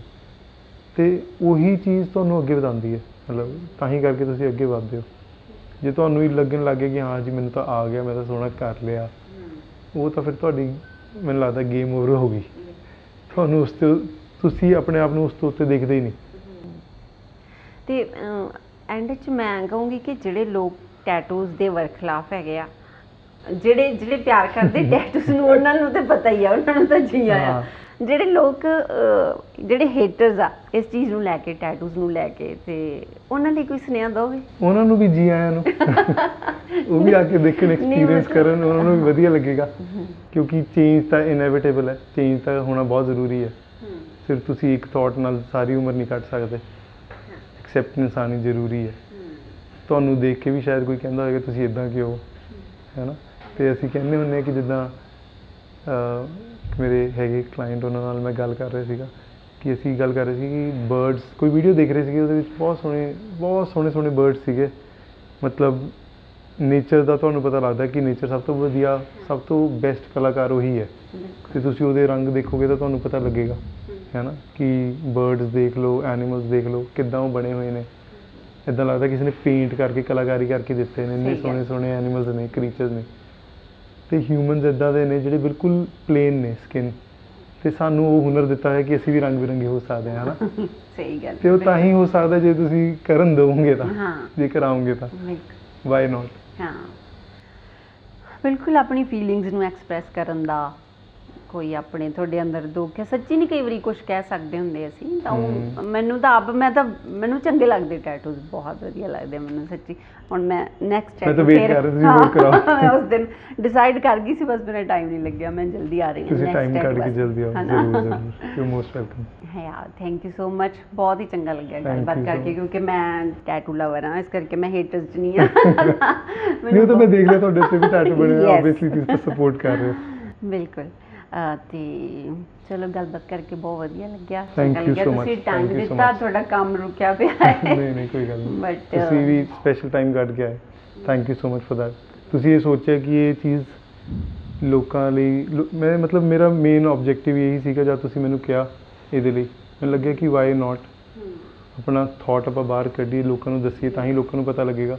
ਮੇ ਵੀ ਜੇ ਇੱਕ ਬੰਦਾ ਦਾ ਵੀ ਥਾਟ ਚੇਂਜ ਹੋਵੇ ਤਾਂ ਵੀ ਕੁਝ ਤਾਂ ਚੇਂਜ ਆਇਆ ਹੈ। ਹਾਂ ਹੁਣ ਕੋਈ ਨਾ ਕੋਈ ਆ ਜਾਏ ਤੁਹਾਡੇ ਰਾਹੀਂ ਆਪਣਾ ਮਤਲਬ ਕੋਈ ਨਾ ਕੋਈ ਤਾਂ interview ਦੇਖ ਸੁਣ ਲੇਗਾ। ਕੇ, ਹਾਂ ਕੋਈ ਇੱਕ ਜਾਣਾ ਵੀ ਆਉਂਦਾ ਤੇ ਮੈਂ ਸਮਝੂੰਗੀ ਕਿ ਆਪਣਾ ਇੰਟਰਵਿਊ ਕਾਮਯਾਬ ਹੋ ਗਿਆ। ਥਾਟ ਵੀ ਜੇ ਚੇਂਜ ਹੋ ਜਾਏ ਤਾਂ ਵੀ ਬਹੁਤ ਵਧੀਆ ਗੱਲ ਹੈ, ਹਾਂ ਹੈ ਨਾ। ਆਉਣ ਦੀ ਤਾਂ ਚਲੋ ਜ਼ਰੂਰ ਆਓ, ਬਟ ਜੇ ਥਾਟ ਵੀ ਉਹ ਚੇਂਜ ਲੈ ਕੇ ਆ ਸਕੇ ਹਾਂ ਤੇ ਹੋਰ ਕਿਸੇ ਜਿਹੜਾ ਆਰਟਿਸਟ ਹਜੇ ਜਿਹਨੂੰ ਆਪਣੇ ਅੰਦਰ ਦਾ ਆਰਟਿਸਟ ਲੱਭਿਆ ਨਹੀਂ ਹੈ, ਜੇ ਉਹਨੂੰ ਇਨਸਪਾਇਰ ਕਰ ਸਕੇ ਤਾਂ ਵਾਈ ਨਾਟ, ਹੈ ਨਾ। ਬਹੁਤ ਸੋਹਣੀ ਗੱਲ ਹੋ ਸਕਦੀ ਹੈ। ਬਿਲਕੁਲ ਬਿਲਕੁਲ ਸਹੀ ਗੱਲ ਹੈ।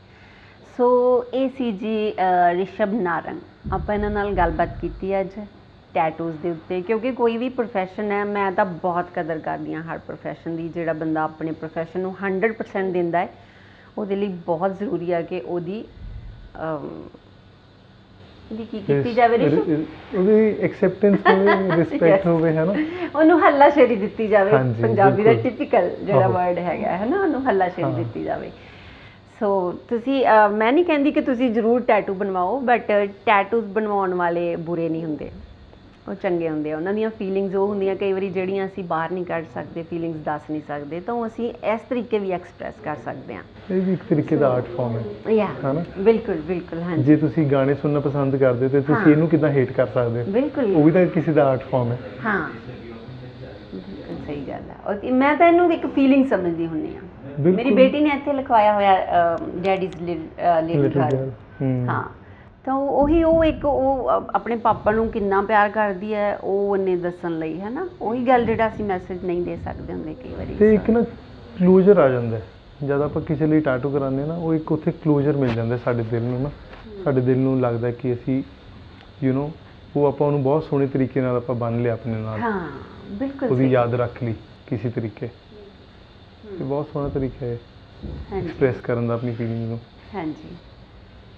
ਸੋ ਵਿਚਾਰ ਤੁਹਾਡੇ ਆਪਣੇ ਹੈ ਜੀ, ਸੋਚ ਤੁਹਾਡੀ ਆਪਣੀ ਹੈ। ਅਸੀਂ ਜੋ ਗੱਲਬਾਤ ਕੀਤੀ, ਅਸੀਂ ਜੋ ਸੋਚ ਰੱਖੀ ਹੈ ਨਾ, ਤੁਹਾਨੂੰ ਹੋ ਸਕਦਾ ਚੰਗੀ ਲੱਗੇ, ਹੋ ਸਕਦਾ ਨਾ ਲੱਗੇ। ਜੇ ਨਹੀਂ ਲੱਗਦੀ ਤਾਂ ਉਹਦੇ ਲਈ ਆਮ ਸੌਰੀ। ਤੁਸੀਂ ਬਸ ਖੁਸ਼ ਰਹੋ, ਆਬਾਦ ਰਹੋ। ਸਤਿ ਸ਼੍ਰੀ ਅਕਾਲ ਜੀ।